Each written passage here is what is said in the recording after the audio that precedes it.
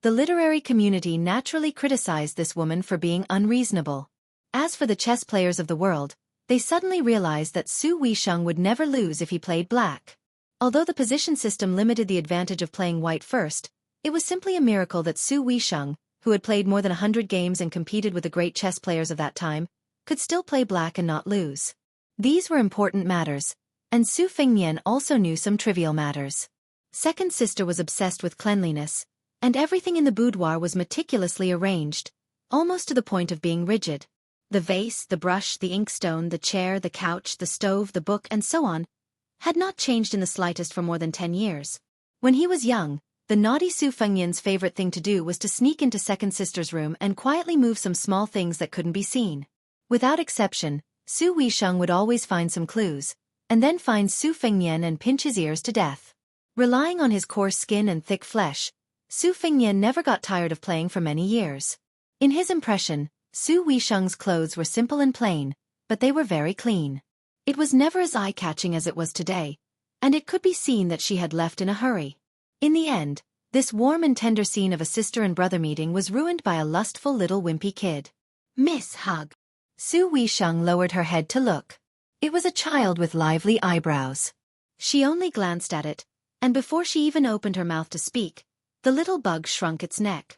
Perhaps it was this child's ability to observe people's expressions since it was in its mother's womb. It immediately ran away, hiding behind Sister Yu, who was holding the white cat, and poking its little head out to peep. Wu Mainyang was intimate with him, jumping out of the gentle tomb of the world's heroes between Yu Yu's twin peaks. In the end, she was slapped to the ground by the child, who was in a bad mood. Wu Mainyang didn't get angry. She used her head to rub the child's trousers, making His Royal Highness, who had raised it until it was white and fat but refused to even hug it, furious. This was the first time Su Weisheng had seen the old god of swords, Li Chungang.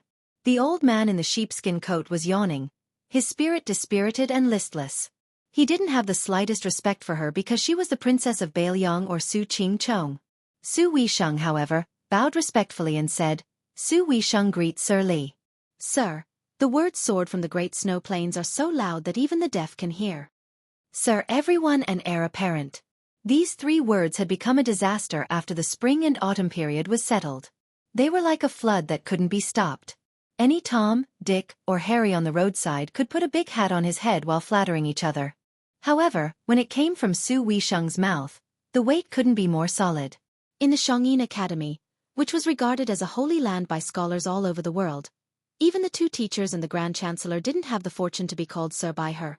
Only a nameless and blind zither player could be called Sir by her. Obviously, Su Weisheng was so serious about this matter because he admired the old god of swords from the bottom of his heart. It wasn't because of Li Chuangong's achievement as a sword immortal, but because of his great perseverance after falling out of the earth immortal realm to enter this realm.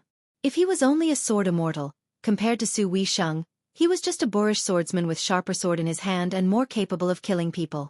What benefit did he have to the world? The old man sized up Su Weisheng and shook his head. Your aptitude is not as good as little Zhang's. Su Weisheng said calmly, I practice the sword only to strengthen my body. Li Chungang lectured him without holding back. What a pity for such a good sword. In your hands, it won't be able to sing to its heart's content. Su Weisheng smiled and said, I only know some swordsmanship, which can't be compared to Mr. Li's swordsmanship. If Mr. Li lacks a suitable weapon during your trip to Martial Emperor City, Su Weisheng can give this sword to Mr. Li. Su Fengnian said angrily, No way. Su Weisheng frowned. Su Fengnian immediately smiled and said, I don't lack swords here.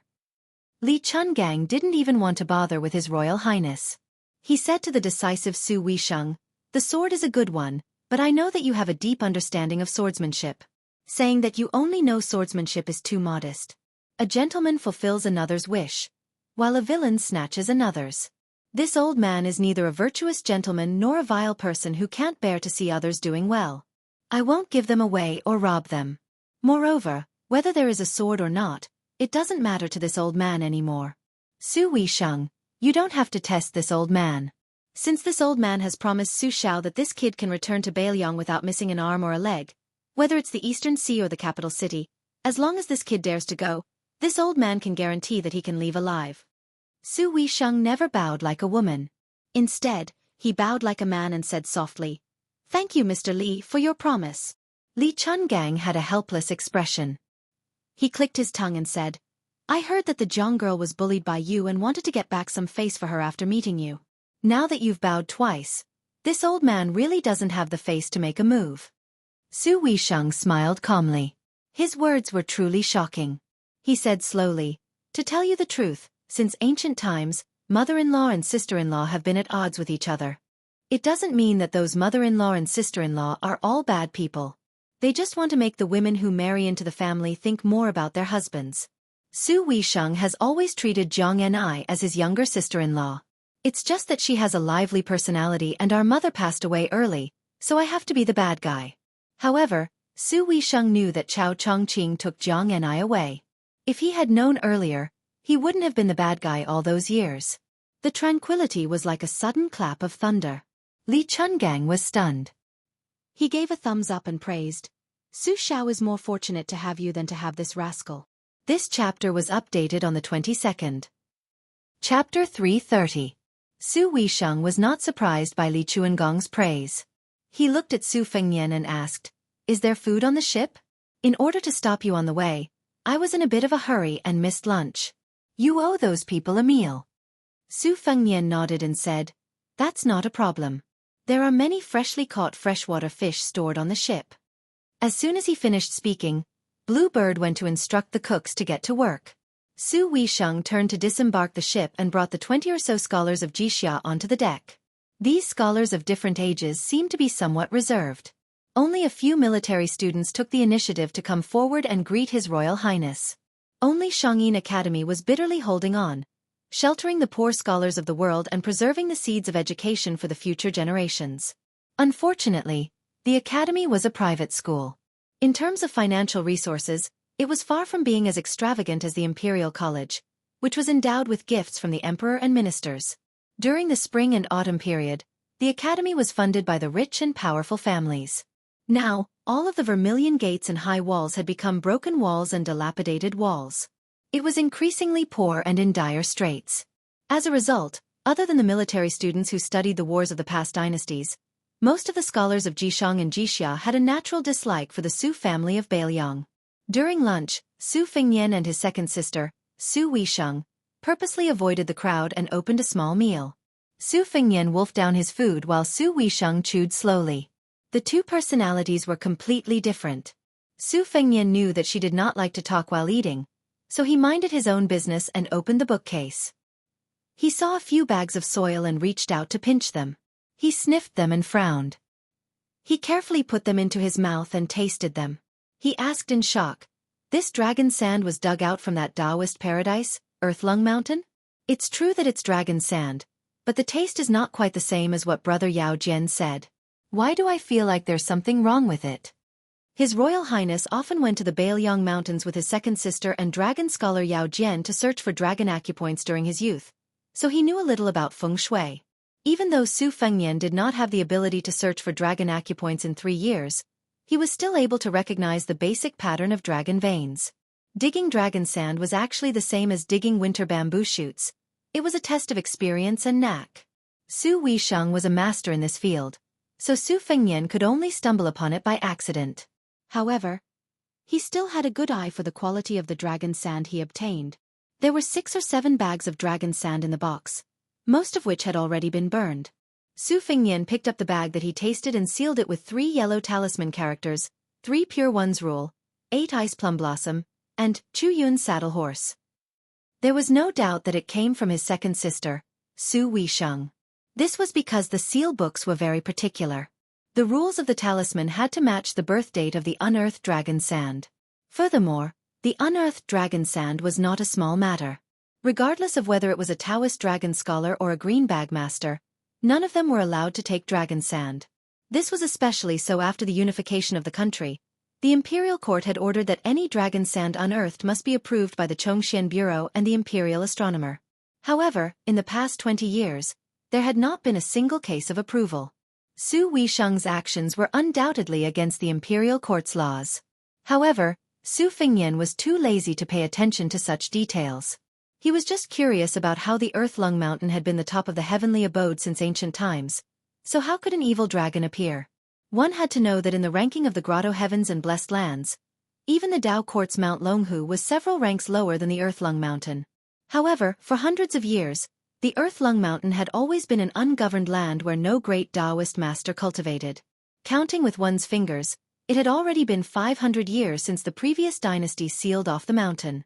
Su Weisheng put down his chopsticks and sighed softly. The examination of Jixia scholars' qi-gazing technique this time was just a cover. The evil dragon has recently appeared in the Earth-Lung Mountain, and Chancellor Wang deduced that it has something to do with Mount Longhu, which is of the same lineage as the Earth-Lung Mountain. It was only suppressed by Heavenly Master Zhao Danping that the imperial astronomer didn't make things difficult for the imperial court. Su Fengnian's expression changed when he heard that. He gritted his teeth and said, "It must be that Zhao Huangchao's evil method of stealing the sky and swapping the sun.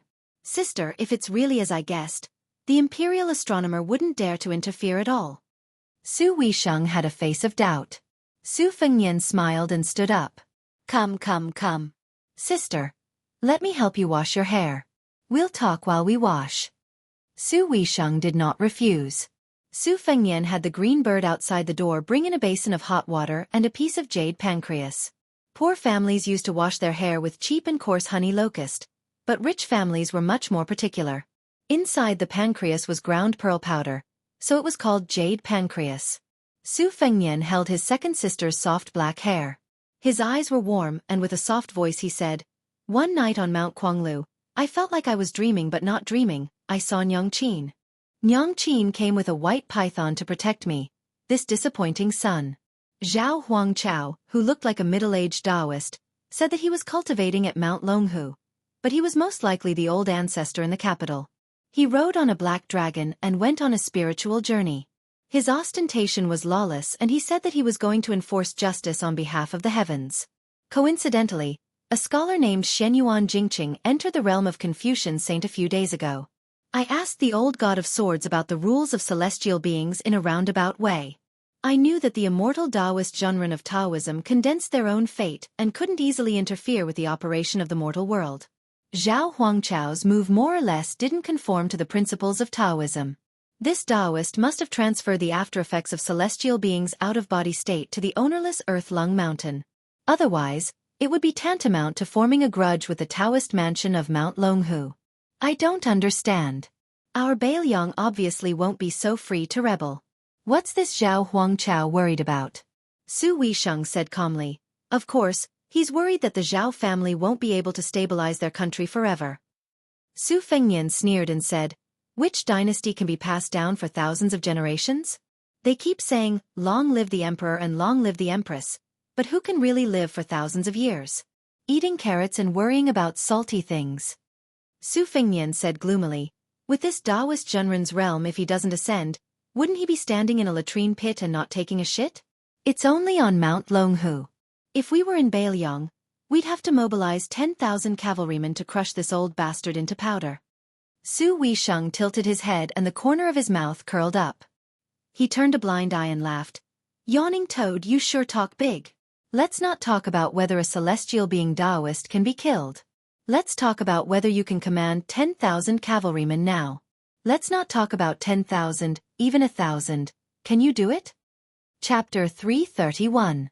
After washing her hair, Su Fengnian wiped Su Weisheng's hair with a towel. They sat down. His Royal Highness helped Su Weisheng comb her hair. He was proud of his second sister's sarcasm. He laughed. Borrowing troops from heroes like Chen Zhibao and Yan Xiong is asking for trouble. But there's still Fatty Chu. If there's no other way, we can borrow from Yuan Zuozong and Brother Yao. Su Weisheng asked with a faint smile. "Are you sure that Yuan Zuozong and Yao Jian will lend you? Aren't you afraid of Su Zhao's military punishment? You have to know that in northern Liang, regardless of whether you are close or distant, as long as you violate the military rules, you have to act according to the law." Su Fengnian was still not serious. Brother Yao is stubborn, so it's hard to say. But if it's Yuan Zuozong, if there's an emergency, I may be able to borrow 1,000 or 2,000 troops. Su Weisheng asked, "Are you sure?" Su Fengnian nodded. "I'm sure." Su Weisheng took the red sandalwood comb and chuckled. "You just drank with Yuan Zuozong a few times. Do you think your friendship is so good? You should know that Yuan's Wuzong can't tolerate sand in his eyes the most. He and Chu Lushan are both Su Zhao's adopted sons, but they are like fire and water. It can be seen that you, a foppish son, are confident you can enter Yuan Baixiong's eyes? Su Fengnian curled his lips. It's up to you to believe it or not. Su Weisheng said sarcastically, it's disappointing that you didn't fight in Dragon Tiger Mountain. Su Fengnian shook his head and said, the commotion is not small. Oh right, that Shenyuan Jingqing, who relied on reading books to become a land immortal, has some cultivation experience. It's not very useful to me at the moment. It's the same as not reading it. Shenyuan Jingqing attracted countless heavenly thunders on the Great Snow Plateau. That scene was not inferior to that of a general leading thousands of cavalry. Along the way, I've checked many Taoist Qi refinement scriptures, but I feel that none of them are as down-to-earth as this moral forbidding thunder incantation. The Fengdu Ghost Punishing Incantation, and the Abyss Divine Incantation Scripture, of the Dragon Tiger Mountain's 24-level incantation scriptures seem to be more mystical and not very practical. I've studied it for half a month, but I still can't figure out how to cast the landslide spell and the water boil spell. This forbidding thunder incantation, however, seems to be according to the book's records. If you cultivate it to the extreme, you can borrow the power of the heavens just like Shenyuan Jingqing. It's a pity that I'm practicing the saber, so I'm not on this path. By the way, when I was studying the red armor talisman with the old celestial master Zhao Shituan at Dragon Tiger Mountain, I checked it out. The Qi cultivation incantation seems to have originated from the ancient barbarian land where Shangyin Academy is located. Maybe there's a unique ancient book in the academy that you need. Also, according to the Forbidden Thunder spell, I helped you steal a few Thunder Sect secret scrolls from Dragon Tiger Mountain. There are probably some incantations to guide the Thunder Sect's divine warriors. According to the old Celestial Master, the ascended Celestial Masters of Dragon Tiger Mountain would leave their essence incantations in the Dragon Lake. Unfortunately, I don't have the ability to steal these treasures for you. Also, that female tiger Kuei nicknamed Bodhisattva, the one called King Kong, I've already given it to Huang Manor. Bodhisattva will give it to you. His Royal Highness rambled on endlessly. Su Weisheng interrupted Su Fengnian's rambling and said with a smile, you've given me all the good stuff. What about yourself? Su Fengnian was stunned for a moment. He smiled and pointed at the two sabers at his waist. He said matter-of-factly, what use do I have for those worldly possessions? The spring thunder embroidered winter is enough. Su Fengnian saw that his second sister was silent. He knew that she didn't like him practicing the saber and being a brute warrior. He changed the topic and asked, today, I saw the famous Jixia scholar of Shangyin Academy with my own eyes. Only then did I know that there are a lot of poor people. Su Weisheng smiled and said, scholars carry books and travel to study, and wanderers carry their swords and travel. These are the two main trends nowadays. The former started when this old man Zhang traveled to various countries. It's just that it's hard for those poor landowning households that have already declined. For the sake of face, they still pay attention to carrying books and traveling after their heirs reach the age of 20. For this reason, they don't hesitate to scrape together money. Think about it, when a weak scholar travels, it's at least a few hundred li away. They have to have a page to take care of their basic necessities, as well as an old servant who's familiar with the ways of the world. Won't the small families rack their brains over the expenses of these three people? Therefore, some landowning households that have long been no different from the poor families don't dare to dream of traveling thousands of li when they carry books and travel to study. At most, they just visit a few counties in a state and try their best to visit a few famous scholars and experts. They drink tea and discuss Taoism with them. That's all. The families of many scholars don't hesitate to squander their family fortune in order to enter Shangyin Academy. On this trip to Earthlung Mountain, there was a Jixia scholar in the group who stayed outside the academy for 18 years before passing the examination. He's already over 50 years old. Most of the Jixia scholars who teach him are younger than him. In order to save money to buy more books, he only eats steamed buns and salted vegetables all year round. Therefore, Shangyin Academy isn't as useless as you originally thought. Those who can enter Shangyin Academy, regardless of morality, are not bad. Su Weisheng stretched out his hands and pinched Su Fengnian's cheeks. He smiled and said, it seems that you've benefited a lot from these 2 trips. I'm wondering if I should persuade you to go to Beimang again. Su Fengnian said sluggishly, sister, do you really think so? Su Weisheng increased his strength and said, "Since I can't stop you from practicing the knife, and it seems that your knife practice is not just about developing your limbs, it's not right for me to stop you. But let me say this first. Since you want to practice the knife, you should at least practice until you become a land immortal, right? It's been hundreds of years since anyone has done this." Su Fengnian's face was bitter. He said vaguely, "Sister, why don't you practice the sword until you become a sword immortal?" Su Weisheng let go of his hand and smiled with squinted eyes. "Sister, you're a woman. Fighting and killing is not ladylike." Su Fengnian said helplessly, "Sister, you're so reasonable." Su Weisheng stood up and said, "Let's go. Since I've decided not to stop you from practicing the knife, I won't stop you from going to Martial Emperor City. You just have to be careful." Su Fengnian and his second sister walked out of the cabin together. Coincidentally, there was a poor old scholar leaning against the railing and looking at the river nearby. He muttered to himself, "Even a homeless dog like me has homesickness." Chapter 332. His Highness the Crown Prince happened to hear the old student talking to himself, but he ignored him. There were countless people in the 8 kingdoms during the spring and autumn period.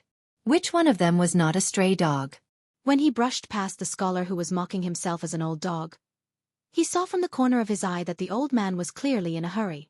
Seeing that His Royal Highness had no intention of stopping, he hurriedly turned around and made a deep posture as if he was looking at the river. He was very worried about the country and the people. He continued, "Before the Zhenyuan period of my dynasty, the struggle in the imperial court was a struggle between the pillars of the country. It was a struggle between the civil and military officials who had helped the late emperor build the country. Each of them represented the forces behind them and schemed against each other. They fought for benefits. Among them, the orphans of the 8 kingdoms were lucky enough to occupy a seat. Starting from the Yonghui period, Grand Secretary Zhang Julu began to hold power. After more than 10 years of the Yonghui period, the talents of the 8 kingdoms, either voluntarily or by force, gradually abandoned the fence and integrated into the imperial court. The boundary between civil and military officials was blurred. It turned into a confrontation between the north and the south. The south was relatively weak, but it had the support of the 2 kings of Yan and Guangling. Especially in the short 4 years from the first year of the Yonghui period to the 4th year of the Yonghui period, led by the Minister of Personnel, Zhao Yuling, who was born of a concubine, from the south, Wang Xiongui, Yuan Gua, Han Lin, and the others from the Han family in the south were promoted one after another and were able to hold real power in their respective departments. They complemented each other with the Jiangnan scholar group and their power soared. They spared no effort to fight for one word: fame. However, the struggle for fame and fortune between civil and military officials was only on the surface. In the end, it could not escape the emperor's technique of balance. Looking at the past 20 years, the people in the imperial court all had their own achievements. Only the isolated great General Su of Bailiang was exempt. His value was that he was far away from the struggle in the imperial court. Not fighting was the biggest fight, and it was really powerful. I, Lu Wenbao, am different from those scholars. When I look at the rise and fall of the dynasty, I do not rely on the wisdom and muddle-headedness of the emperors. Instead, I find another way. I start from the power of the ministers. Virtuous ministers prosper the country. Evil ministers harm the country. I, Lu Wenbao, secretly think that in less than 5 years, the first person in this dynasty, Zhang Julu, will. Lu Wenbao, who had a long and eloquent speech, had just reached the most important part. He originally wanted to keep the audience in suspense and catch their appetite so that he could say something surprising. However, when he turned his head slightly, he was stunned as if a large basin of cold water had been poured over his head. His Royal Highness had already disappeared. This impromptu but carefully planned self-recommendation was in vain. Lu Wenbao, who had lost his home, sighed and could not help but feel disheartened. He was born in a declining aristocratic family in the old southern Tang. As Su Weisheng said, he was a poor scholar who could not even leave a single county. When he was young, he always thought about his mother, who said that before he was born, his palm was bitten by a leopard in his dream. Therefore, he was named Wenbao. When he was young, he was determined to be a marquis or a minister. However, at that time before the fall of the southern Tang, only family name was important. Lu Wenbao was very conceited when he was young, so he went to the Shangyin Academy to study. He wanted to amaze the world with a single brilliant feat. However, He did not know how difficult it was to enter the academy. How could he have the face to return home? He swore that he would not return home until he was rich. Unexpectedly, in the blink of an eye, he was an old man in his 50s. Glory, splendor, and wealth were still out of his reach. Some of the talented students in the academy were almost old enough to be Lu Wenbao's grandsons. Old man Lu's ambition in his early years was like the river in front of him, flowing slowly with time and never returning to the East Sea. However, today he met the Crown Prince of Bailiang. He originally hoped that wealth and honor could be found in danger. However, His Royal Highness was not interested in listening to this old student's nagging. This was reasonable. With His Royal Highness's aristocratic family background, if someone sold their talent to him, it would be more than a few hundred to 1,000 pounds. I, Lu Wenbao, am a nobody. What am I? The wind on the river was not biting cold. Lu Wenbao stretched out his hand and rubbed his wrinkled skin that was like a withered tree. He muttered absent-mindedly, "It's time to go home and take a look. Even if I have to beg along the way, I have to die in my hometown and return to my roots." Su Weisheng saw Su Fengyan's footsteps leave without stopping. When he reached the bow of the boat, he laughed softly and asked, "Aren't you curious if this old scholar really has some valuable military strategy in his stomach?" Su Fengyan laughed and said, "Didn't this old man say that he was homesick? If I take a liking to him, I can take him to Bailiang. How long will it take for him to return home?" Su Weisheng sighed and said, "Lu Wenbao's hometown has changed a long time ago. His family has mostly withered. His father, mother, wife, and children have all died in war and disease. Even if he goes back, no one will remember him, an old man who has left home for 30 years. Su Fengyan frowned and asked, "This old man has real talent?" Su Weisheng said indifferently, "The Jishang teachers in the academy all think that Lu Wenbao is not a master of miscellaneous knowledge. They don't think highly of him." Su Fengyan asked directly, "I don't care what others think of me. Sister, just tell me what you think of this old man. If you think he is useful, I will let him go to Bailiang to make a living. At the very least, he can get a lucrative position as a low-ranking official. It's better than being bullied in the Shangyin Academy. He is not young anymore. Judging from his attentiveness just now, it is obvious that he has read a lot and is smart. I believe that he doesn't care about his reputation." Su Weisheng smiled and said, "Actually, I don't think highly of Lu Wenbao either." Su Fengyan rolled his eyes and said, "What's going on? Then let him stay in the Shangyin Academy. I don't have the ambition to conquer the world, nor do I have the pretentious attitude of paying respects to the wise. An old scholar who has been in the Shangyin Academy for so many years has not made a name for himself. If he goes to Bailiang, it will be a waste of resources. If he gets into trouble, he might get his head chopped off by the ruffians. Why bother?" Su Weisheng shook his head and said, "But what Lu Wenbao said just now was quite interesting." Su Fengyan sneered and said, "Even an ignorant and incompetent person like me can tell that he is talking big. He is talking about Zhang Julu, Zhao Yuling, or the Grand Secretary, the Emperor and the Prime Minister. He is so high that he can't be higher than this river. What's the point of talking about all this?" Su Weisheng, who had been walking behind him, blinked and said, "What's interesting is that Lu Wenbao hasn't had the time to add the finishing touch. Unfortunately, you left too quickly. Otherwise, he would most likely say that His Majesty wants to cultivate a confidant who can compete with Zhang Julu in all aspects in the next few years. In fact, as Lu Wenbao has guessed, it is not far from the truth. Do you know that there are 2 new clerks in the Manxia province who are in charge of recording and supervising the Emperor's words and actions? Their identities are just as Lu Wenbao said, the battle between the North and the South. One of them is from the Wei household, a leading aristocratic family in the North. The other's ancestors are from the Eastern Yuehan tribe. They have always been unknown and only know that they are studying in the Northern St. Zhang family. But according to reliable sources, the clerks who are in their 30s are highly regarded and trusted by the Emperor. If we talk about the path of the bureaucracy, it is very likely that they are the same as Zhang Julu's. After a few more years of hard work, perhaps this person will have the opportunity to make waves with one turn of the hand. It should be known that this secret is something that even many of the important officials in the imperial court cannot see through. But Lu Wenbao, a scholar who is far away from the imperial court, can use history books to determine the future.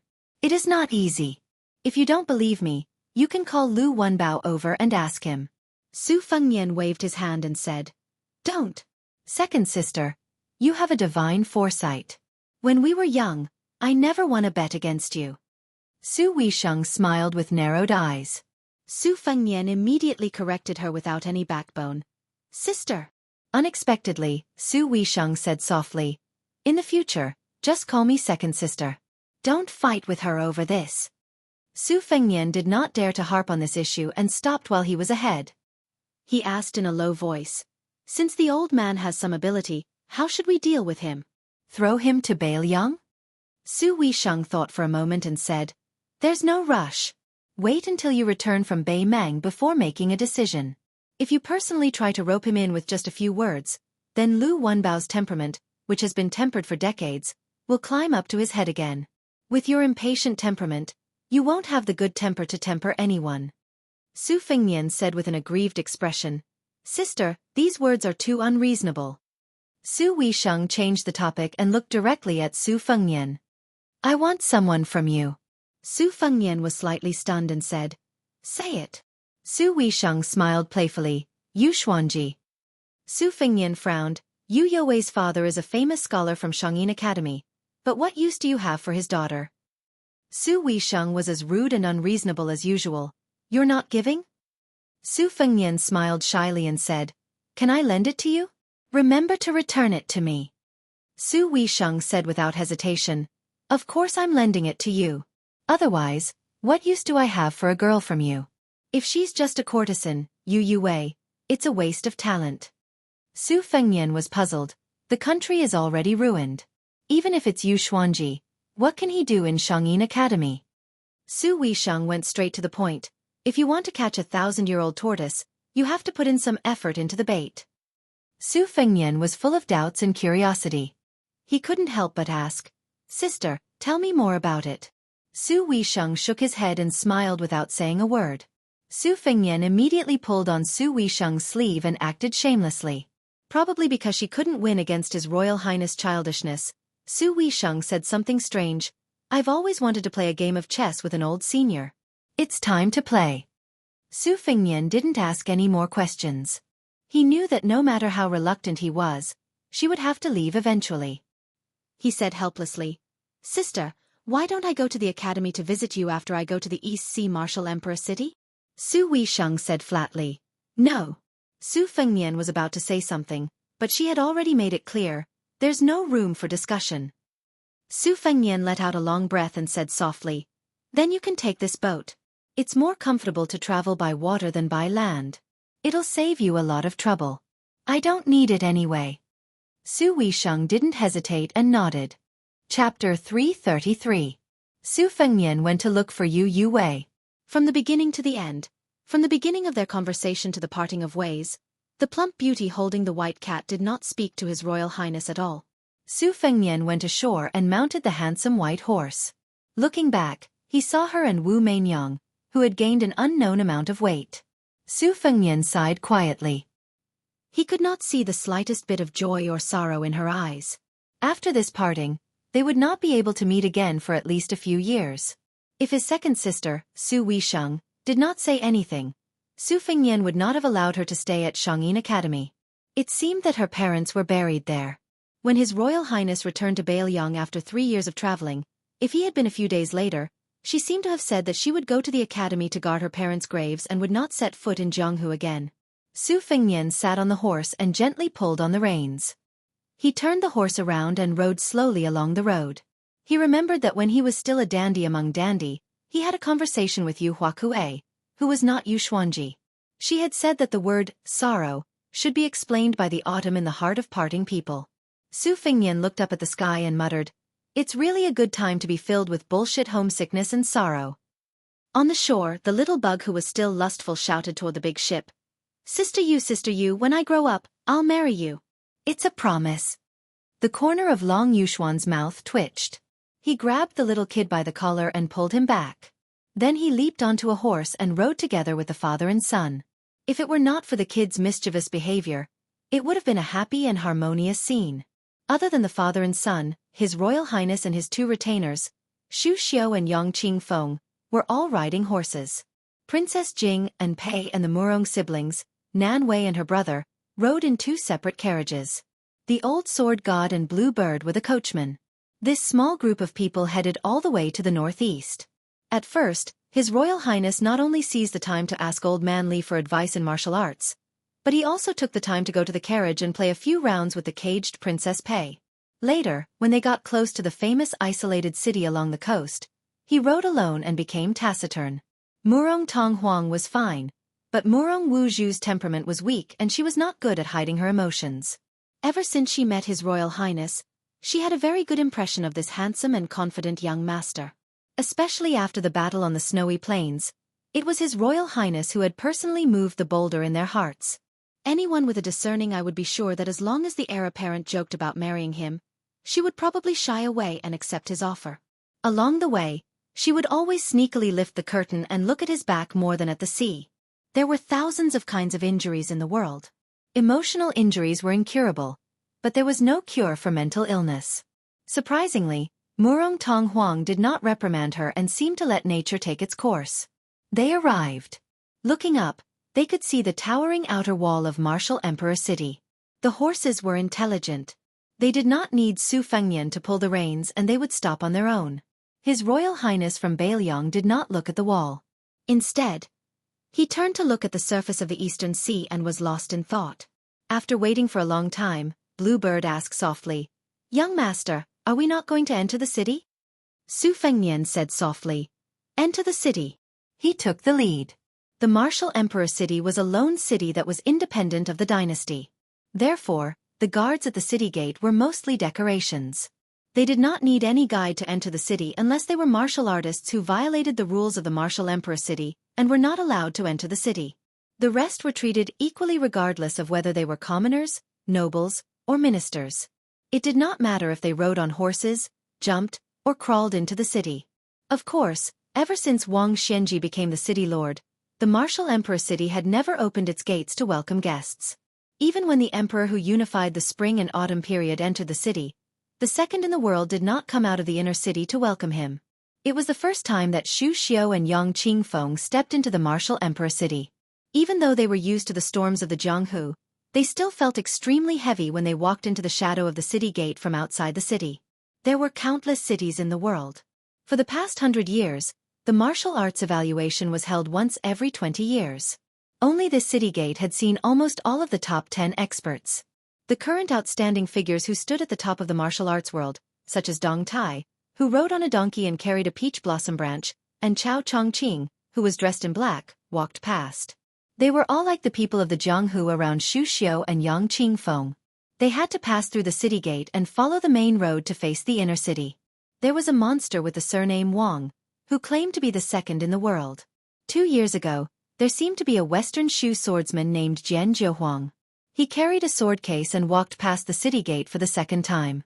Unfortunately, he only walked twice and left behind 6 famous swords. In the end, he did not even leave the city with his life. He just sat there and died on the city gate. Su Fengnian dismounted and led the horse forward. After walking for a while, he saw a wine stall by the side of the road. After hesitating for a while, he sat down and asked the waiter, "Do you have wine?" "Yes, yes, yes. We sell wine. How can we not have wine? We have all the good wine from all over the world here." The sharp-eyed shop owner saw that this young master was dressed in fine clothes and had an extraordinary aura. He thought that a big fat sheep had come. He told the waiter, who always felt that he only took money and was not willing to do anything, to scram to the side. He personally went up to the young master and praised himself. He jogged a few steps and came in front of the young master. Seeing the dishes on the table, he smiled flatteringly and said, "Young master, we have Zweiking, Liangzhou Laojiao, Jian Nan Chun, and Jinling Daku. What would you like to drink?" The young master smiled and said, "How about rice wine?" The shop owner hesitated for a while. He did have rice wine, but it could not be sold for a high price. No matter how hard he tried, he would not be able to get a lot of money. Just as he was about to persuade the young man in front of him to change to those famous wines that cost more money, the young master turned his head and looked at the inner city wall. He said firmly, "Rice wine will do."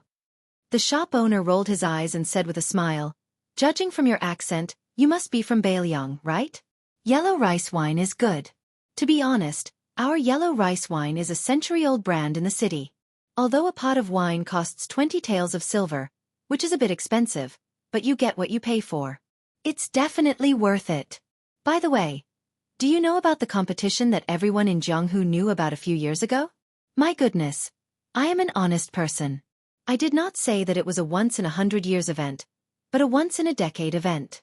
Before the old swordsman Huang competed with the mayor, he drank a lot of rice wine at our stall. He praised our wine and said that he did not spend 20 taels of silver in vain. This swordsman is amazing.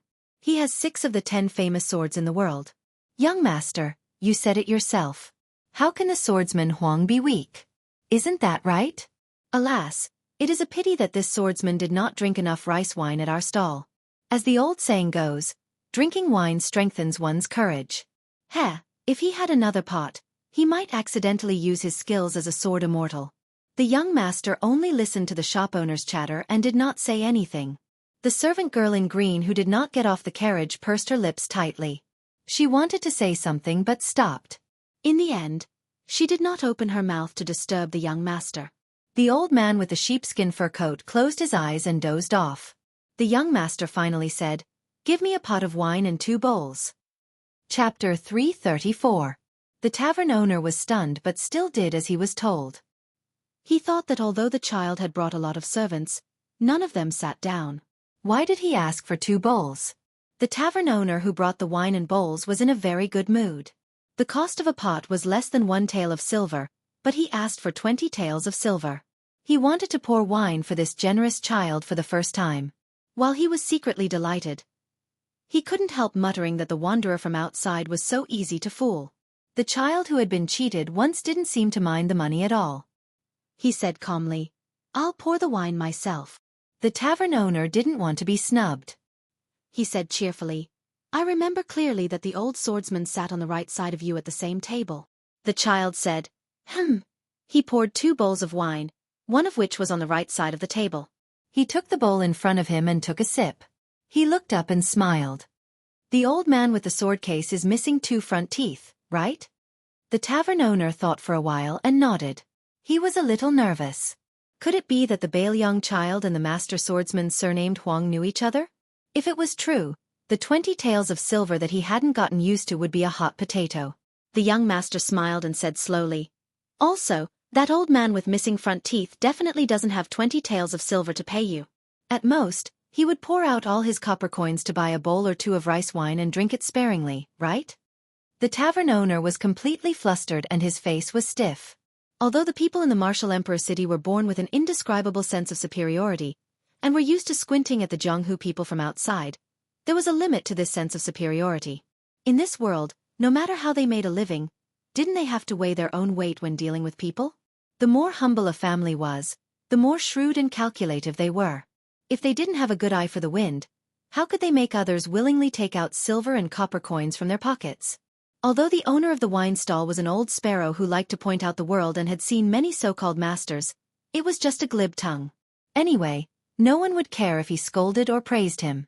If he accidentally hit an iron plate and delayed making money, it would not be good in the end.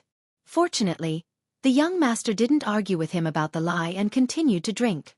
This made the owner of the wine stall feel relieved.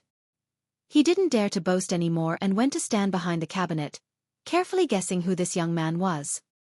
He stared at the long and short sabers hanging from the young master's waist. Say, what a rare good saber. Could he really be the son of a powerful Bailiang family? However, he had never heard of any famous sex or martial arts families in Bailiang. Ever since the death of the previous generation's spear immortal, Wang Xiu, Bailiang did not have any capable experts. In that poor place, Bailiang's 300,000 cavalrymen were the most frightening. It was said that the scholars, rangers, and the like were all very ordinary. No one stood out. The curtains of the 2 carriages had been lifted. Murong Tonghuang and Murong Wuzhu both looked at the silent His Royal Highness and felt somewhat confused. Princess Jing and Pei Nanwei had seen many different faces of His Royal Highness, but she had never seen Su Fengnian at this place. He didn't say anything, didn't smile, and didn't grieve. Unexpectedly, he made people feel inexplicably worried, like a child who had made a mistake. A child? Pei Nanwei sneered. Could a child walk out of the reeds outside Xiongfan City alive? Could he turn the whole bull gang upside down? Could he make Zhao Danping of Mount Longhu rush back to the Taoist master's residence from the capital? But why did he put 2 bowls and drink that cheap pot of yellow wine? The pot of wine was not big to begin with. Fortunately, the bowls were also small. However, he only poured 5 bowls at most. After drinking 3 bowls, the young master only had 1 bowl left, excluding the bowl on the table to his right. The bowls touched, and he still drank it all in 1 gulp. In the eyes of the wine stall's owner, the young man who was somewhat mysterious narrowed his eyes. He seemed to be drinking to his heart's content and was slightly tipsy. He muttered, "Old Huang, when I was chatting with you, I asked you what was the style of an expert. What did you say?" "That's right, it's an expert who can make the clouds of the 9th heaven fall and the waters of the 4 seas rise. You said that a person with this kind of ability is a real expert. You're talking about that old monster Wang from Martial Emperor City. Judging from his age, he should have this kind of ability. But you clearly know that old monster Wang is about to become an immortal. So why did you come here to ask for a beating? Didn't you always say that when we walk the Jianghu, we should run if we can't win, and when the situation is critical, we should run away?" Unknowingly, Old Manly got off the carriage and walked towards the wine stall. He directly sat down and scolded, "Little Sue, what nonsense are you talking about? If you don't have the guts, then scram with your tail between your legs. You're embarrassing this old man by staying here?" The wine stall's owner was shocked by the dirty old man's carelessness. He was very puzzled as to why this armless old coachman didn't even have the slightest sense of seniority. What was even stranger was that the young man didn't get angry. He only said softly, "Otherwise?" The old man wearing the sheepskin coat glanced at the city wall filled with martial weapons. He sneered and said, "Let me remind you out of kindness. No matter what you do, this old man promised Su Xiao that he would protect you from death." That young man used his finger to point at the city wall. He could vaguely see a purple-black box. He smiled and said, "I don't want to do anything big. With my little weight, I can't do anything big. I just want to take this bowl of wine and go there to take a look." The wine stall's owner subconsciously rolled his eyes. This outsider was an outsider. He didn't know the rules at all and didn't know the immensity of heaven and earth. How could ordinary people go up the city wall? For almost 60 years, how many people wanted to force their way up the city wall but were all beaten down? He had been doing business here for more than 10 years. He had seen some so-called experts who didn't know what was good for them and wanted to directly float up the city wall. Without exception, they all didn't have a good ending. Before they could leap up 50 to 60 feet, they would provoke the experts in the inner city to attack them. They were all like kites without wind and fell to their deaths at the foot of the wall. They couldn't be more dead. How were the sword god Dong Tai and Chao Qingyi's skills? What was their status in Jianghu? It was rumored that when they challenged the city lord a few years ago, didn't they have to follow the rules and go up the martial tower level by level? In the eyes of the wine stall's owner, the one-armed old man who was an eyesore smiled and said, "What's so difficult about that?" After the young man heard that, he slowly stood up and picked up the bowl of wine. He turned his head and said to Bluebird, "You all wait here." Pei Nanwei widened her limpid eyes. It was unbelievable. Was this guy crazy? Even a woman outside of the Jianghu like her knew that there was a second under heaven in the inner city. On this day, on the bustling streets of the Martial Emperor City, all the visitors and citizens of the Martial Emperor City saw an unforgettable scene. A handsome young man walked with a bowl in his hand and said in a clear voice, "Wang Xianji, may I ask what is meant by the clouds of the 9th heaven drooping down, and what is meant by the waters of the 4 seas standing up?"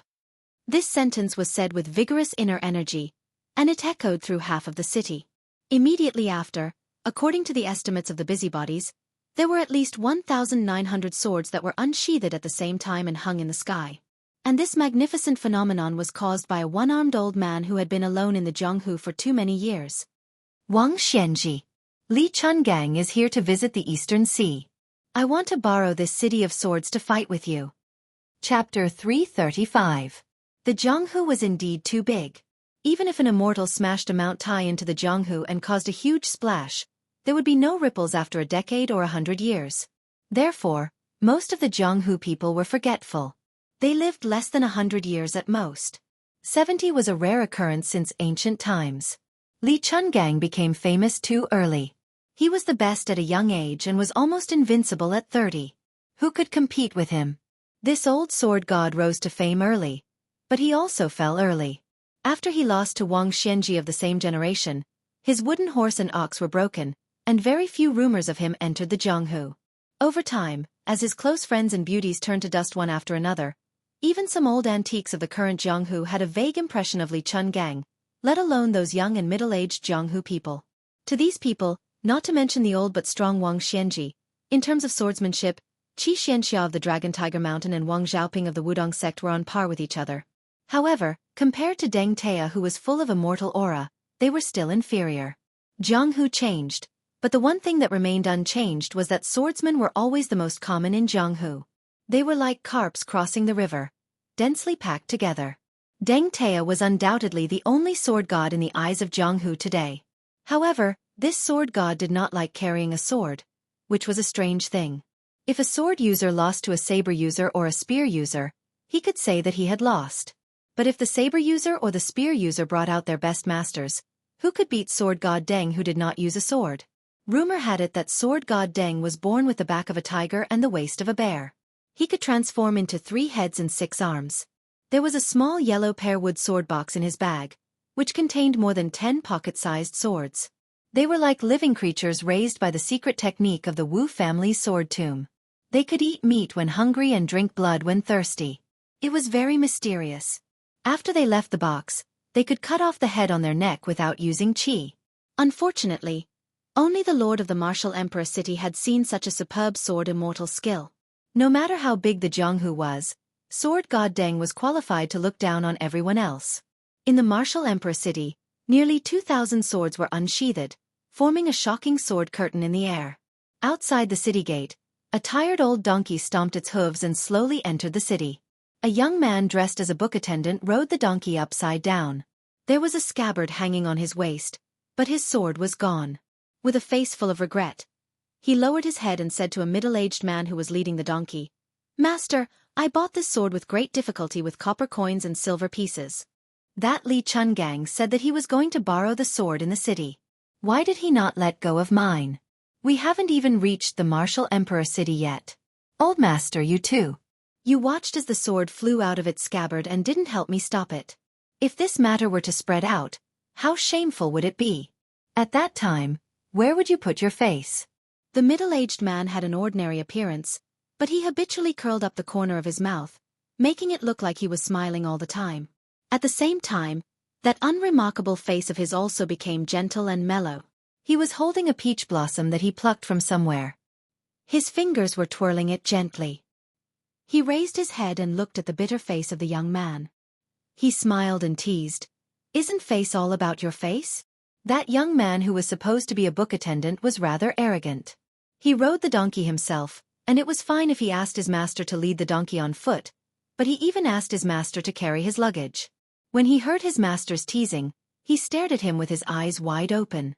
Then, he became discouraged and asked worriedly, "This Li Chungang said that he was going to borrow the swords. He wouldn't refuse to return them, right?" The man laughed and said, "Old Senior Li, if you didn't fight and just put on a show, I reckon that you would be in trouble. Think about it, if you lost control of almost 2,000 swords, they would all fall from the sky and randomly scatter on the ground. When the time comes, would you be able to recognize which one is yours? Even if you could recognize it, there are so many heroic swordsmen who are going to snatch it. In addition, there are also some who are trying to take advantage of the chaos to steal it. With your small body, would you be able to snatch it back? If you want to return it to its rightful owner, you would have to burn incense. Besides, this is still considered good. If you really fought with Old Man Wang, most of these 1,900 swords would be gone. Then, your sword's aptitude would be average, and it wouldn't be able to withstand a casual wave from Old Man Wang. However, from what I see, Old Senior Li did a good job in borrowing the swords this time. Now that you have bought the swords, you won't be in the mood to do odd jobs for me. Touch your conscience and tell me, have you been half in the mood to cook these days?" To be exact, the young man who was supposed to be a sword attendant said angrily, "Master, you are the one who talks the most. Once you start, there is no end to it. My ears are getting calluses from talking so much." The middle-aged man in coarse hemp clothes was indeed someone with a good temper. He chuckled and said, "All right, all right, all right. I will shut up." The young man who was supposed to be a sword attendant but had never carried a sword for his master sighed and said, "Master, can I talk to you about something?"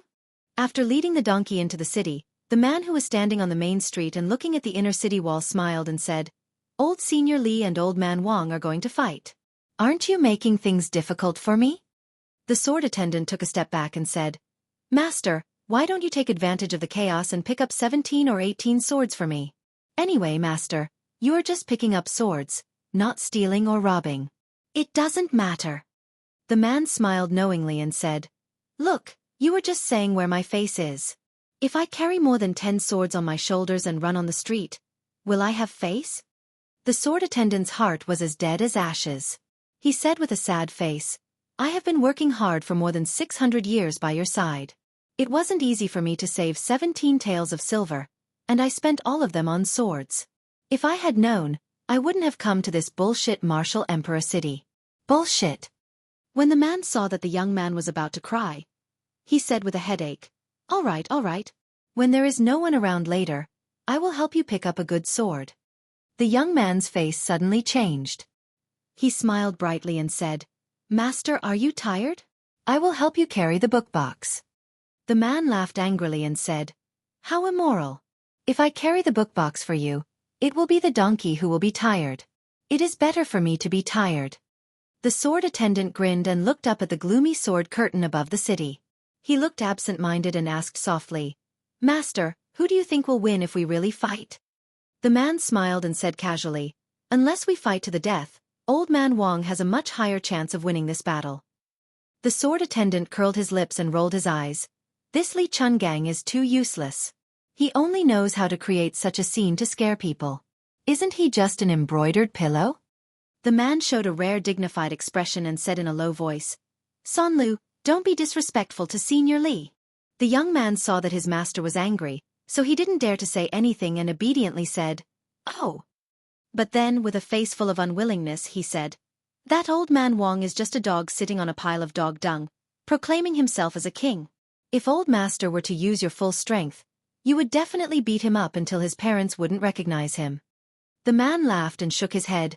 "I won't count on it in this life." The sword attendant, who didn't care about his master's identity, seemed to be angry at his master's failure and snorted in anger. The man didn't care and said absent-mindedly, "You children naturally don't know what it means if Li Chungang wasn't born. Swordsmanship would be as long as the night. For 500 years, there have been countless genius swordsmen, but only this senior swordsmanship cultivation is on par with Ancestor Lu. As for me, I might be lucky enough to be better than Senior Li in killing people, but in terms of swordsmanship cultivation, I'm much weaker." The sword attendant only listened to the good words and said with a smile, "Isn't practicing swordsmanship for fighting and killing?" The man smiled. "You've thought it through." The young sword attendant riding on the donkey had the aura of a master. The man stopped spinning the peach blossom branch and said in surprise, "It's here. You're lucky to see it. This fight is really going to happen. It's not all talk and no action." A loud voice came from the attic in the inner city, "Li Chungang, please come out of the city and fight with me in the sea." Countless people in the martial emperor city looked up at the same time. A burly white figure was like a comet that blasted from the top of the attic to the East Sea. 1,900 swords pointed at the East Sea. One person jumped on the sword and flew to the East Sea. The strongest battle in the world. Chapter 336. When the two silhouettes left the city and entered the sea, the martial emperor city went through a brief moment of dead silence. Then, a wave of noise broke out in an instant. No matter if it was the common people in the city or the heroes from other places, they all rushed out of the city. If one were to look down from the sky above the city, it was as if 4 torrents had converged near the 4 gates. Then, 3 of the torrents made a turn and rushed towards the East Sea. Some of the impatient Jianghu people who were good at martial arts didn't care about walking at the speed of a tortoise. They directly leaped onto the roofs and vaulted over the walls of the city. Such a spectacular scene of hundreds of people jumping up and down at the same time was indeed rare. In just half a cup of tea's time, the streets of the martial emperor city, which could fit more than 100,000 people, were empty and deserted. After all, the one-armed old man who called himself Li Chungang had the ability to control 1,800 swords. It couldn't be faked. Moreover, Wang Xianji had been overseeing the martial emperor city for more than half a century. Whether it was the divine swordsman Dong Tai or Chao Guanzi, they had never let him out of the city for a battle. Even if one were to use their butts to think, they would know that this outdated old man wearing a sheepskin fur coat was a rather tyrannical character. Such a battle at the pinnacle that was hard to come by. If they missed it, they would regret it for the rest of their lives. The bustling main street was empty in an instant. Even the wine stall owner and the 2 waiters ran out. Only His Royal Highness and the others were forced to stay. Xu Xiu's heart was itching, but entering the martial emperor city was like treading on thin ice. Moreover, the current grand occasion was created by His Royal Highness and the old divine swordsman. She was already at the center of the whirlpool and didn't dare to follow the crowd out of the city to watch the show. If His Royal Highness made a mistake, the King of Bailiang wouldn't be able to punish the bold Li Chun gang and kill her as an example. Xu Xiu couldn't even hope to exchange her life for his. She was destined to suffer a fate worse than death. The expressionless Yang Qingfeng glanced at Xu Xiu from the corner of his eyes and continued to look at the top of the inner city without batting an eyelid. In the center of the inner city, there was a loft towering into the clouds.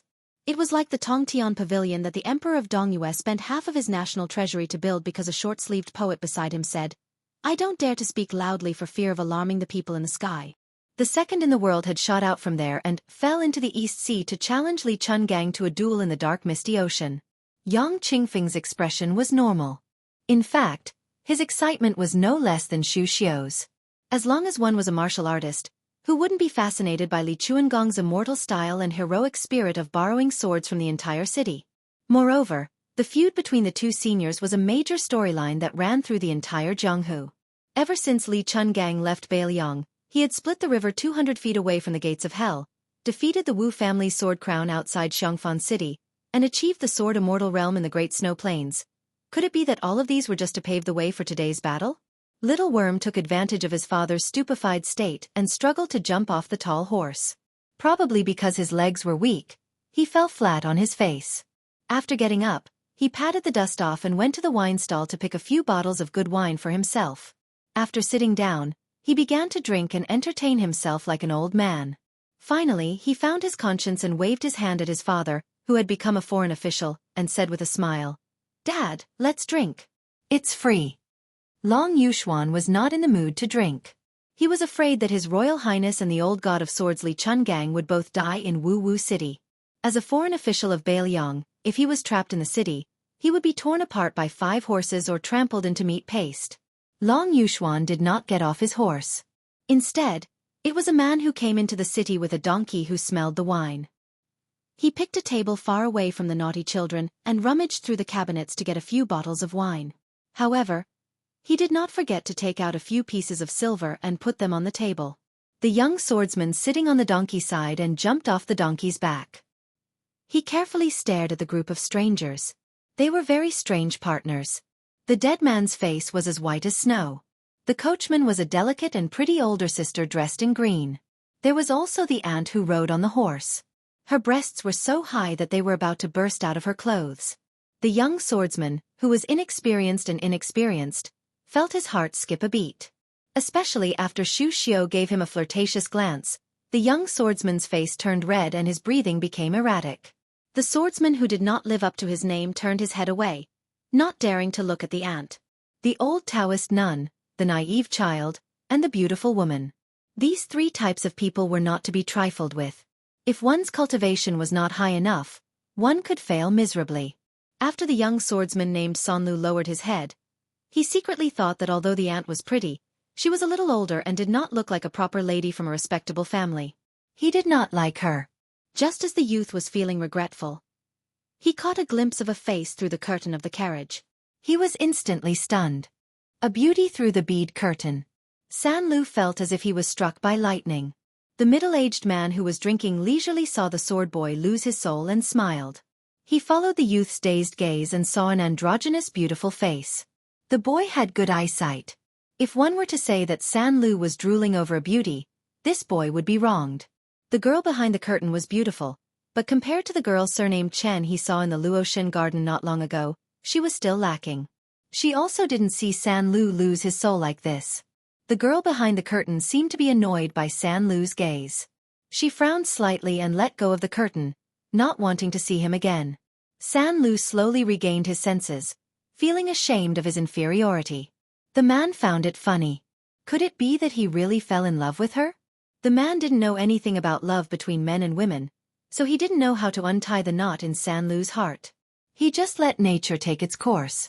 Chapter 337. After the flower thief Long Yuxuan saw the master and servant pair, he was worried. It wasn't strange for someone to ride a donkey, but a donkey with a peach blossom branch in addition to the martial emperor city was not to be underestimated. Although the new sword god Dong Tai liked to carry a peach blossom branch around the Wuline, it attracted many men and women who blindly worshipped the sword god and imitated him, causing some old-school Wuline people to be disgusted. Imagine, every time the peach blossom blossoms, walking on the streets, 3 out of 10 sword-wielding heroines would carry a peach blossom branch around. Wouldn't it be boring? This was the same logic as when the official Chao Chongqing caused the green shirt wave. At that time, the whole city was wearing green clothes, and it was popular all over the country. In terms of popularity, the top 3 of the top 10 experts were Wang Xianji, Dong Tai, and Chao Chongqing. They were 10 streets ahead of the other 7. Long Yuxuan naturally didn't have the chance to see the real face of the sword god Dong Tai, but he knew that not just anyone who rode a donkey and carried a peach blossom was a sword god. But this gentleman in front of him didn't look like an ordinary person. Long Xuanyu was facing a great enemy. Seeing the little bug drinking wine without knowing the immensity of heaven and earth, he hesitated for a moment, then got off the horse and carefully sat next to the child, separating the brat from the master and servant pair. On the empty main road of the martial emperor city, His Royal Highness carried a cup of wine and walked forward. At the foot of the wall, there were 6 famous martial emperor cities' martial slaves. There were a total of 12 martial slaves, and all of them were top-notch experts of the martial emperor city who had lost to Wang Xianji and had to become her slaves for the rest of their lives. There were 4 swordsmen, 3 saber masters, 1 spear master, 2 fist master, 1 zither master, and 1 chess master. The martial emperor city sent half of their slaves to stand at the foot of the city wall. It wasn't a method of hospitality, but to make His Royal Highness, who was riding a white horse out of Liangzhou, retreat. The martial emperor city never had any laws, only the city rules set by Wang Xianji. Here, the words of the emperor and the nobles were useless. No matter who it was, they had to follow the rules, unless their fists were strong enough, so strong that even the land immortal Wang Xianji had to take them seriously. The swordsman San Lu secretly knocked on the curtain of the carriage several times, but he couldn't see that stunning face again. He could only drink to boost his courage and softly asked, "Master, who is that young master?" His tone and courage are too big, daring to provoke old man Wang. Now that Li Chungang has left the city, how is he going to get to the top of the city wall? 6 martial slaves close to the first stage realm, won't they easily beat him into a pig's head? The man who was drinking with his head lowered narrowed his eyes. Looking at the back of the young man, he vaguely felt a sense of familiarity. He said absent-mindedly, "Oh, him? Ma, who is a distant relative. According to seniority, he should call me uncle." The sword boy was shocked on the spot. "Master, ever since San Lu met you, you have never mentioned his family background. Why don't you tell me about it today?" The man thought for a moment and held the bowl in the air. Finally, he smiled and said, "Back then, when I was practicing the sword in a certain place, his mother, who is also a distant cousin, once gave me a meal, a life-saving grace and a teaching grace. I brought you to Martial Emperor City this time to repay that kindness." The young man said bluntly, "Master, I don't want to criticize you, but according to what you said, this kindness is too great. How are you going to repay it? Plus, you two are related. If you are stingy, I can't stand it. Let's see if I will boil water and cook for you in the future." The man ridiculed, "Do you think I don't know what you are thinking? Didn't you think that young master is related to the girl you fell in love with at first sight, so you want to use my help to do something good? This is called being generous. Otherwise, with your stingy character, you won't get half a copper coin even if you beat him 10 times with the rod." The sword boy flew into a rage out of humiliation. He no longer paid attention to the harsh master, but the corner of his eyes looked at the carriage. He was afraid that the girl would hear him and have a bad impression of him. The man sighed softly. "Before Wu Su left the Wu family's sword tomb, I said goodbye to her at the Sword Mountain. Later, she entered the imperial city alone for lame Su. I didn't have time to follow her, so she fell ill. I feel guilty about it to this day. As he spoke, the man bent down and took out a yellow pearwood box. With a swipe of his finger, he gently pushed it open, revealing 12 small, exquisite, pocket-sized swords of different lengths. The swords were of different colors. Before he moved, the harmless-looking man turned to the 2 carriages and said with a smile, "I am Dong Tai. I owe Princess Wu Su a favor when I was practicing my swordsmanship. Today, I will repay half of it. I hope you won't stop me." Long Yuxuan spat out a mouthful of wine and coughed violently. He was so scared that his face turned pale. Different from Princess Wu Su's swordsmanship that saved people, Dong Tai only practiced swordsmanship to kill people.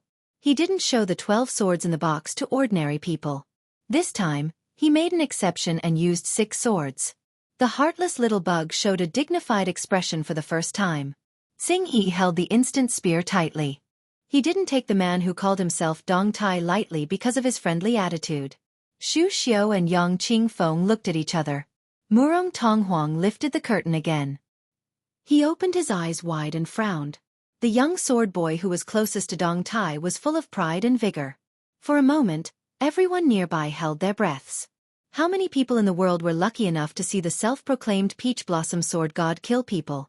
There were 12 swords neatly arranged in the yellow pear sword box. The longest was no longer than the middle finger, and the shortest was only as long as the thumb. They saw the number 1 swordsman in Jianghu, who was far more famous than the old god of sword Li Chungang, smile. He stretched out his index finger and flicked the hilt of the first red sword in his left hand. He said calmly, "Black armor." The small sword jumped into the air. After a slight delay, it shot toward the top of the city wall. Dong Tai stretched out his middle finger and tapped it with 2 fingers. Childhood sweetheart. The 2 swords jumped into the air with lively spiritual energy and flew away again. The last time he tapped it with 3 fingers. Spring water, morning dew, peach blossom. The small sword box happened to be half empty. Even Princess Consort Jing, and was curious and fearful of this legendary man. Following his gesture, Xu Xiong, Yang Qingfeng, Long Yuxuan, and the others all looked down the city walls. Only the little bug and blue bird kept staring at the inconspicuous yellow sword box. The people watching from afar didn't know that the man had just flicked the swords out of the box. Almost in an instant, the 6 small swords had returned to the air 2 feet above the box and slowly fell down. It was not until Deng Tea closed the yellow pearwood box that the crowd finally realized what had happened. They saw the 6 slaves' heads seem to have been pierced by something. 6 streams of blood spurted out, 6 corpses were knocked against the city wall, and finally slowly fell limp to the ground. At this moment, Dong Tai stood up. He didn't touch the yellow box containing the 12 priceless flying swords. He smiled at the little bug who was shaking his head and said, "Dong Tai congratulates old immortal Zhao for returning to his natural state and being free and unfettered. Please give this box to His Royal Highness and tell him that Dong Tai's killing techniques with flying swords are in this box." The little bug sighed with a sad face. "You're just going to leave like this? Are you forcing Wang Xianji to fight Li Chungang to the death? If Li Chungang loses, how can Su Fengnian walk out of the martial emperor city? What's the point of giving him the 12 flying swords?" Dong Tai picked up the peach blossom branch and led the donkey over. He smiled and said, "Old immortal, this has nothing to do with Dong Tai." The little bug rolled his eyes and said helplessly, "I really don't understand the current Jianghu." The flower thief Long Yuxuan's eyeballs almost fell to the ground. Without any obstacles, His Royal Highness smoothly walked to the top of the city wall. He approached the red sandalwood sword box and sat down cross-legged. He put the bowl of wine in front of him and looked at the eastern sea. Perhaps the old monster in the martial emperor city knew about the situation in the city and was really angry. The sea surface was immediately stirred up. Was the old man really going to teach the eastern sea how to stand on its water? Su Fengnian looked at the river surface. The waves were getting stronger and stronger. The curtain of swords was like a black cloud pressing down on the city. He suddenly grinned and said, "The situation is urgent, let's go. Old Huang, when I come back alive from Beimang, I'll come and see you again." On this day, other than the battle between the 2 sword deities of the Jianghu in the past 100 years, there was another matter that shook the world. The young chief of the Wudong Mountain rode a crane down the mountain. Chapter 338. Qi Xianxia was a serious Taoist Longhu, But when he arrived at Mount Wudong and stayed there for a long time, he was also greatly harmed by Hong Shixiang. He was either dragged to repair the temple or chopped firewood and burned charcoal to build a bamboo house. During this period, it was inevitable that he would bump into several generations of Taoists of Wudong. At first, the Taoist children of Wudong's younger generation did not have a good expression on their faces. Later on, when they saw this Taoist from Mount Longhu, although he always had a straight face as if they owed him tens of thousands of strings of coins, his heart was not bad. In addition, the young martial granduncle who was also the chief treated him with respect. Furthermore, when the Taoist children heard that this fellow's swordsmanship was on par with their sixth martial granduncles, the bolder ones plucked up the courage to ask him about the flying sword Dharma. Qi Xianxia was also generous and did not have any prejudice against his family background. He answered all questions. In the end, a large group of Taoist children who admired the sword immortal's elegance and the Zhonghu's reputation followed behind him and chattered non-stop. The remote bamboo house that Qi Xianxia lived in also became a lot livelier. Unlike Mount Longhu, which had countless golden rules and jade rules, Mount Wudong did not pay much attention to them. Qi Xianxia originally thought that he would be very uncomfortable. Unexpectedly, not to mention those mischievous and naive Taoist children, even a few of his senior brothers who rode bulls, Chen Zhao, Song Jiming, Yu Xingrui, and the others had indifferent interactions with him. Unknowingly, Qi Xianxia lost some of his original intention to compete with the bull riders. He calmed his mind and practiced swordsmanship on Mount Wudong. Occasionally, he would go to the Taishu Temple on the main peak to admire the sunrise and sunset. Looking into the distance, the 72 peaks in the four directions were like lotus petals protecting the main peak. Together, they presented a posture of worship. Every time he finished his breathing exercises and retracted his gaze, Qi Xianxia could not help but look at the celestial sword that was left behind by ancestor Lu. It hung under the eaves of the great gung. Qi Xianxia had a lot of respect for ancestor Lu, who had not appeared in the world for 500 years. Otherwise, he would not have wholeheartedly practiced swordsmanship and pursued the ultimate sword technique of taking the head of an enemy from 1,000 miles away. In Taoism, there were two types of swordsmanship. Since ancient times, Taoist swordsmanship was respected. Simply put, Taoist swordsmanship cut off the 7 emotions and 6 desires, while Taoist swordsmanship cut off demons and evils. The former was beneficial for cultivation and had no harm, while the latter was unavoidably tainted by karma. There was once a heavenly master of Mount Longhu, who had encountered a rare heavenly tribulation because of this and almost died on the spot. If not for Mount Longhu's prompt decision to sacrifice a few Dragon Pool Lotus of Fortune as the price, the consequences would be unimaginable. Mount Longhu did not have any objections and regrets when Qi Xianxia walked the path of Taoist swordsmanship. Today was the birthday of Yujing God Zhenwu, the great emperor. There was an endless stream of pilgrims who went up the mountain to burn incense. Speaking of which, it was strange. Ever since the person who rode the bull took over as the chief, although there were no immortal deeds like the previous chief, Wang Zhonglo, who could break a river with one finger, and this person with the surname Hong did not even leave the mountain once, the incense on Mount Wudong was getting more and more prosperous. Qi Xianxia often listened to his fellow disciple Bai Yu talk about fate and knew a thing or two about it. He observed the clouds and the clouds at the main peak. It should be known that Wudong was located in the northwest of the continent, and the fate of the world had always flowed from the west to the east, like a rolling river flowing to the sea. However, in this period of time, even Qi Xianxia, who was a layman, could vaguely see the sea of clouds surging and gathering outside the 72 peaks. It was just that he did not know when it would accumulate and erupt. Fortunately, Qi Xianxia was never willing to worry unnecessarily. Whether or not Xuanwu would rise, whether or not Longhu would prosper, who was the real Taoist ancestral court, who was bestowed with the title of king by the imperial court, none of these were important to him. Qi Xianxia's heart suddenly jumped and his eyes widened. He raised his head and looked at the celestial sword that had not been unsheathed for a full 500 years. This ancient sword that had been silent for 1,000 years after Lu Zhu ascended to immortality was actually trembling like a dragon. The sea of clouds on the 72 peaks boiled and finally, like 72 white dragons swimming towards the main peak. Hundreds of yellow cranes soared and circled. The vast number of pilgrims who flocked to the mountain for the birthday of Zhenwu the great emperor raised their heads almost at the same time to see this strange phenomenon.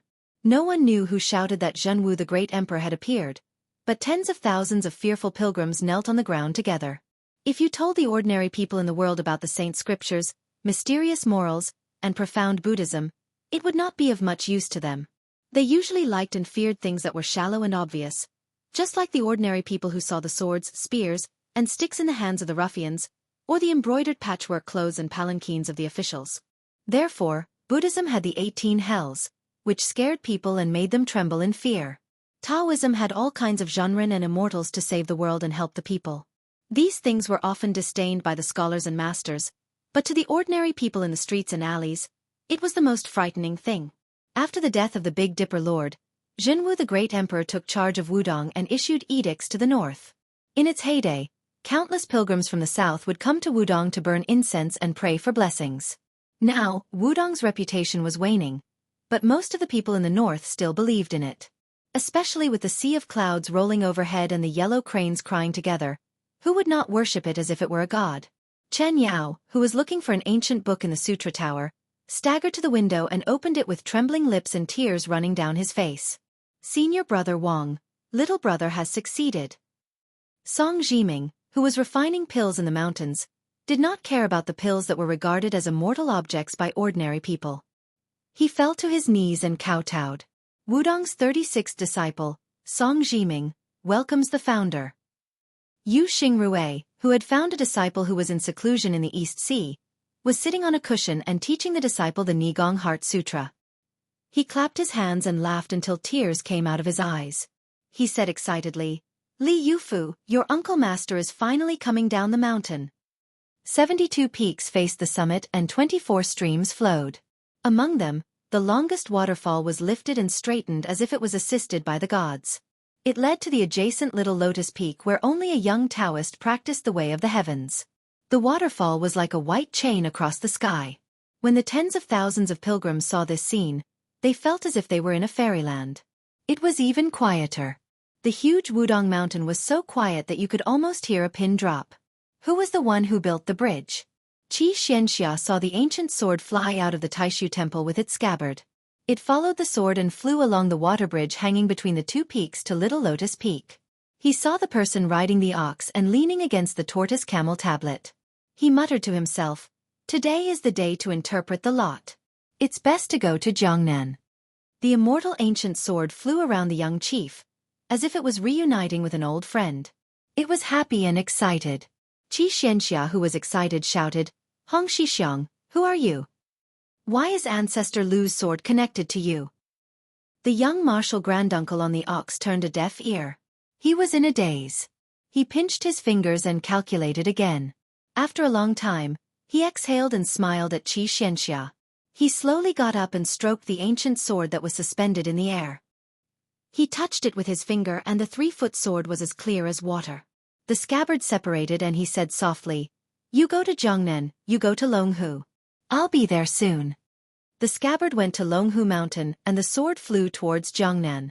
The ancient sword went down the mountain first. Hong Shixiang, who was wearing a plain Taoist robe, patted the dust off. He rode a huge yellow crane and looked towards Jiangnan. "Jiangnan is good. It's best if it's a red coat." Qi Xianxia looked up at the yellow crane and said in shock, "Ancestor Lu?" Qi Xianxia was originally shocked to the extreme, but when he saw the yellow crane return, the guy who was no longer riding an ox hastily jumped off. He smiled awkwardly and said, "Let's go greet the senior martial brothers first before leaving the mountain." "All right, Brother Qi, I'll have to trouble you to take care of the Taoist children's studies." Even the inflexible Qi Xianxia couldn't help but want to swear. What kind of immortal is this?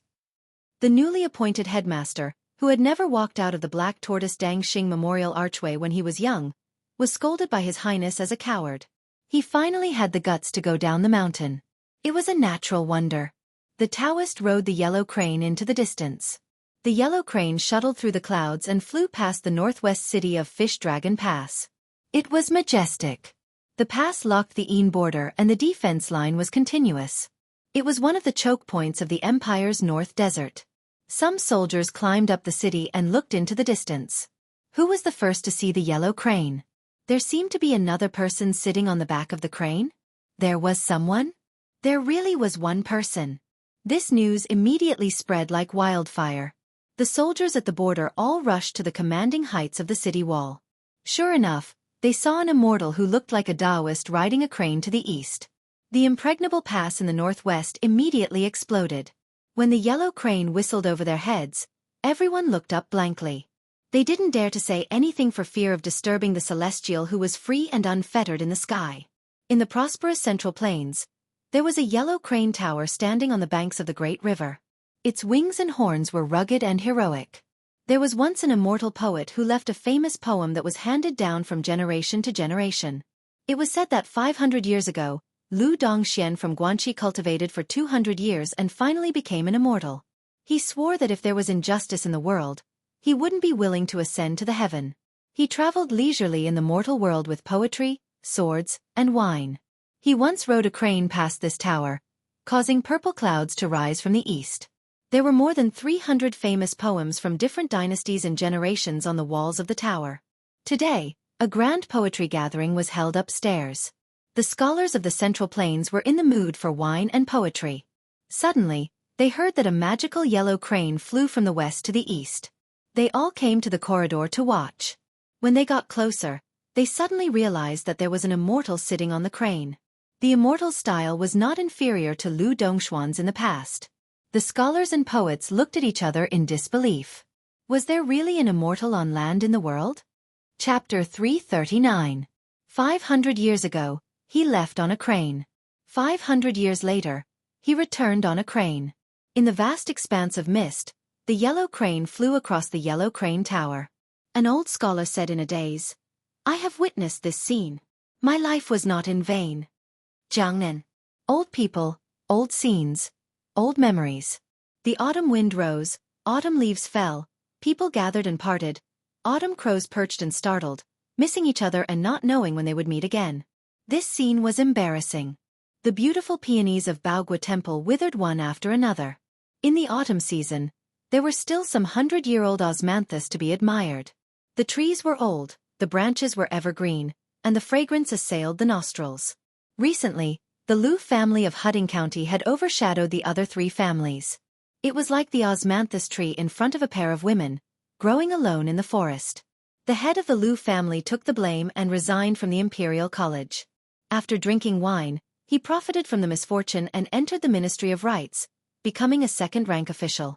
After the carefree Sanren Tongshi sword immortal Lu Baijia left Retreat Garden, he went to the capital and immediately assumed the position of Assistant Minister of the Ministry of War.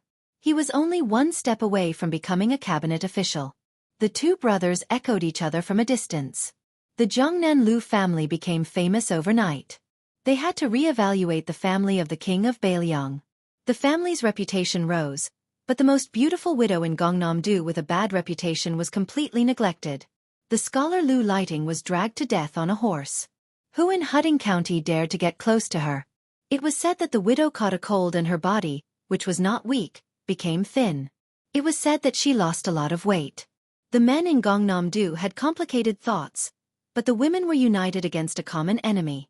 Many of those who had suffered losses hurried to the temples and Taoist temples to burn incense and pray to the bodhisattvas. They wished that the fox spirit would die sooner. When the noble women who were familiar with her met, they would curse her in private to feel better. Now that the center of power of the Lu family had moved to the capital and the court, especially after the Tongshi sword immortal left Gangnam-do, it was inevitable that the Lu family of Hudding County would not be able to gain any advantage over trivial matters. The rumors that had been suppressed became more and more intense. The attacks and curses against the widow were reignited. The osmanthus seeds fell in front of the old osmanthus trees. The maid Chow said angrily, "Miss, those shrews don't learn their lesson. They're starting to talk bad about you again. I really want to slap their mouths." Compared to before, she was indeed a much thinner woman. She reached out and tapped the tip of her maidservant's nose. She smiled charmingly and said, "You're still talking about others. Aren't you a little shrew yourself?" The young maidservant with delicate features giggled and said, "I heard from the air that Miss used to love wearing red dresses and red garments.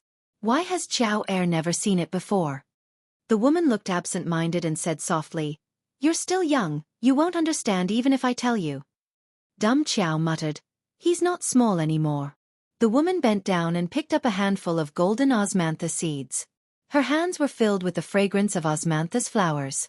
She raised her head and looked at the osmanthus leaves in silence. Chow chow chow chow chow chow. The pale-faced woman shook her head and said, "Let's wait a little longer. Chow chow of chow of chow of, chow, chow, chow, kai off chow." The woman smiled. "Tell me about it." The maid lowered her head and said, "His Royal Highness once chatted with Chow Chow. He said that there was a coward on Mount Wudong who secretly liked you all these years." Chow Chow looked up at the sky and loosened her fingers. The osmantha seeds fell one by one. She sighed. "My brother lied to you?" Chow Chow asked cautiously. "Actually, you're also waiting in your heart, aren't you?" Chow Chow asked. The woman turned her head and flicked her maid's smooth forehead.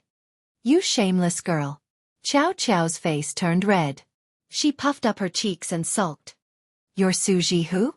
Chow Chow heard a gloomy voice. Chow Chow raised her head in anger. She followed the voice and saw a young man squatting on the wall of Baogwa Temple with a long saber on his back. Suji Hu reached out and pulled the maid behind him. "Why are you looking for me?" he asked calmly. The sabersman grinned. "I'm Yuan Tingshan. I don't change my name. I have some grudges with His Royal Highness's brother. Besides, I'm doing things for others. If not, I wouldn't have come to Gangnam-do to make things difficult for a widow like you." Suji Hu's face darkened, but he did not panic. Yuan Tingshan, who had rushed all the way from Mount Hui to Gangnam-do, laughed. "I'll kill all the guards of Lu Mansion outside. Those bald donkeys of Baogwa Temple don't know what's good for them, so I'll kill them all and send them to meet Buddha in the Western Paradise. To be honest, only Sword Immortal Tang Shi can fight with me in Gangnam-do. It's a pity that he went to the capital. Suji Hu, let alone Baogwa Temple, even if you were in Lu Mansion, I could still kill my way to you from the gate." Suji Hu sneered. "If you want to kill me, then kill me. Why are you nagging like a woman?" Yuan Tingshan was not angry at all. He stared curiously at the beautiful widow and clicked his tongue. "In the past, when I killed people, I didn't waste my breath with those who were about to die. But you're different. You have an interesting background.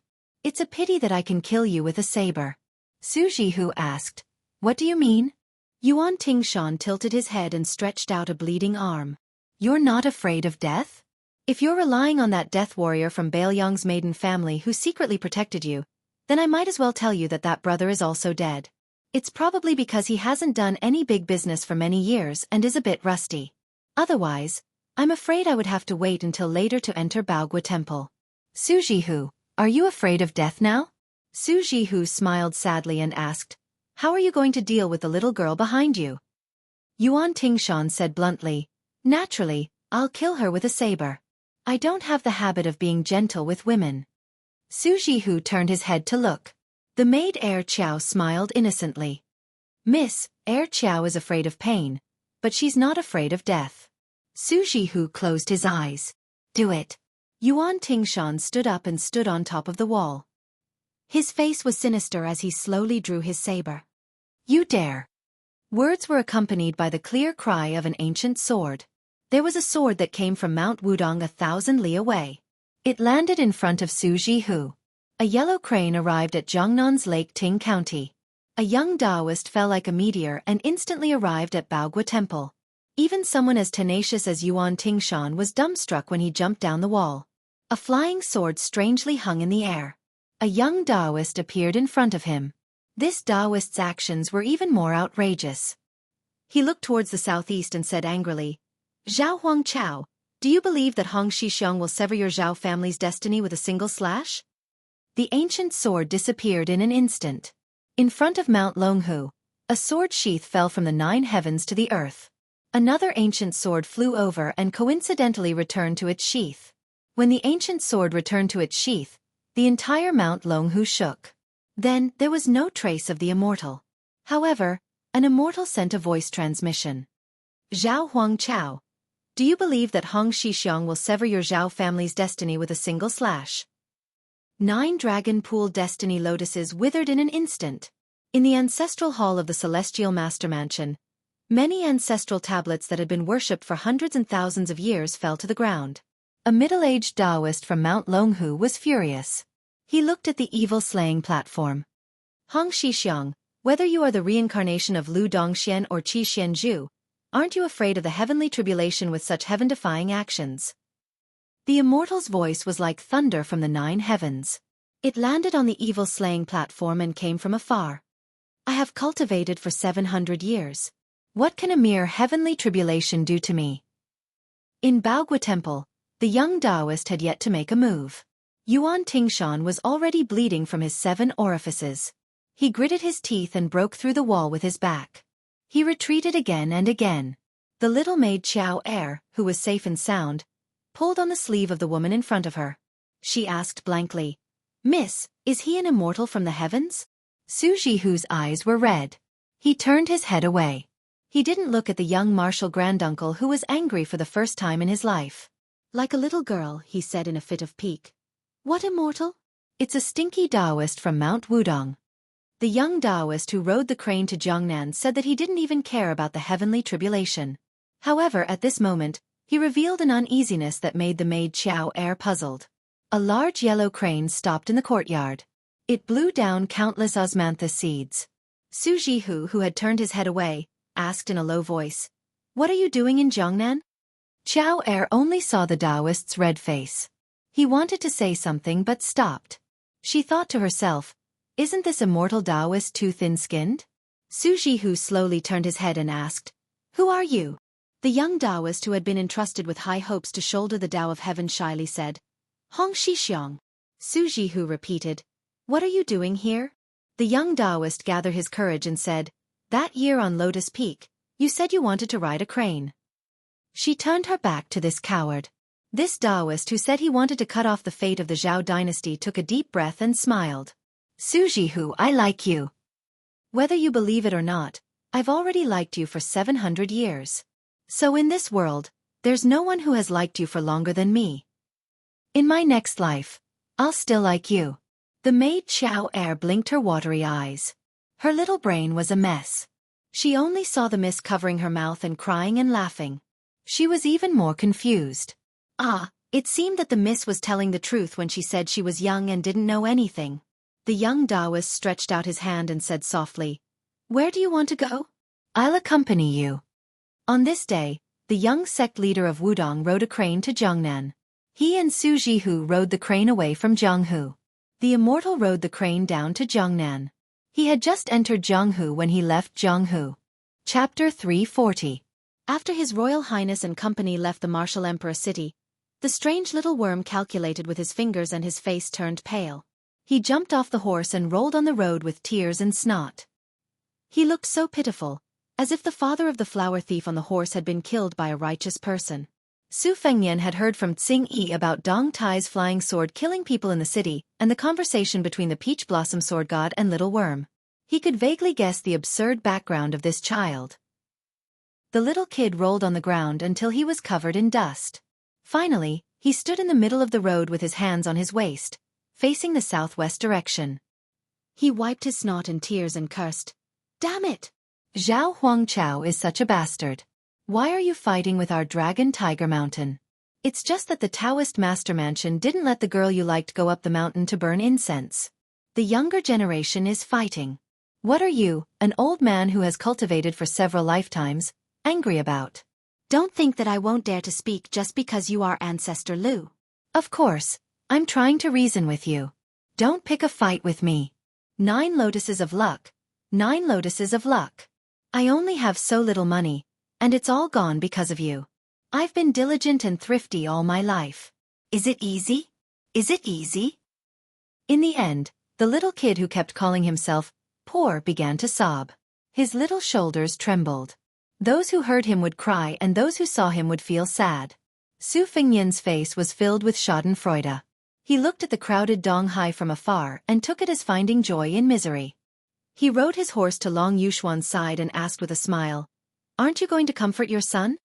Long Yuxuan was so ashamed that he didn't know what to do. His face twitched and cold sweat covered his forehead. What son? The kid was called Old Immortal by the new sword god. It was a great advantage for him to call him his grandfather. The most important thing was whether the child was dead or not. Now that the child turned to Long Yuxuan and called him dad, Long Yuxuan was also angry. He immediately replied, "Ancestor, don't play with the child. Can I call you Ancestor?" Little Worm rolled his eyes and said, You are father just because I call you father? Then if I go to the capital and call the emperor grandson, he is really my grandson? Look at how useless you are. Long Yuxuan almost spat out a mouthful of blood. If it weren't for the fact that he had to hide his identity, he would have dismounted from his horse and hung this little bastard up to give him a good beating. Su Fengnian glanced at the quarrelsome couple and finally fixed his eyes on the little bug's young face. In the past, when he browsed through the Taoist classics, he had seen something like, over 100 years old but still looks like a baby, which was used to describe the miraculous nature of the Taoist immortals. The meeting of the three talents and the formation of the true nascent soul was exactly what the new god of sword Dong Tai had said. Noticing His Royal Highness's gloomy gaze, Little Worm patted his butt and put on the demeanor of an expert. He habitually stroked his beard, but after feeling nothing, he realized that he was still a child after coming out of seclusion. How could he have a beard to pretend to be an expert? He smiled embarrassedly and didn't try to hide his identity. He swaggered to Long Yuxuan's side and climbed back onto his horse. He rode side by side with His Royal Highness and said, I am Zhao Xuani from Mount Longhu. Although Su Fengnian was already mentally prepared, he was still shocked when he heard the little pervert's self-introduction. There were 4 Taoist masters in the ancestral court of Taoism. The 2 old Taoist masters, Zhao Shi and Zhao Shituan, were of the Hope generation. Not only were they high and mighty in the genealogy of the Taoist mansion, but they were also among the best in the world. After the Hope generation was Dan, so the brothers Zhao Danxia and Zhao Danping were of the Dan generation, followed by the Jing generation. Other than Zhao Shi and Zhao Shituan, there were also some old Taoist masters of the Hope generation who were in seclusion. However, they were either not the direct descendants of the Taoist mansion or had mediocre abilities. They were far less famous than the 2 old Taoist masters. However, no one outside the mountain had ever heard of the Xian generation, which was 2 generations higher than the Hope generation. 70 years old was already considered the oldest in the world. Su Fengnian estimated that the one in front of him was at least 270 years old. His Royal Highness steered his horse to a high slope, as if he was determined to wait for the old god of swords, Li Chungang. The Longhu spiritual master, who claimed to be of the Xian generation, frowned and said, You're not leaving? Aren't you afraid that Li Chungang will lose to Wang Xianji again at such a close distance? When that time comes, you'll have to bear the consequences. Dong Tai killed someone in Martial Emperor City and gave him the sword. He obviously put in a lot of effort.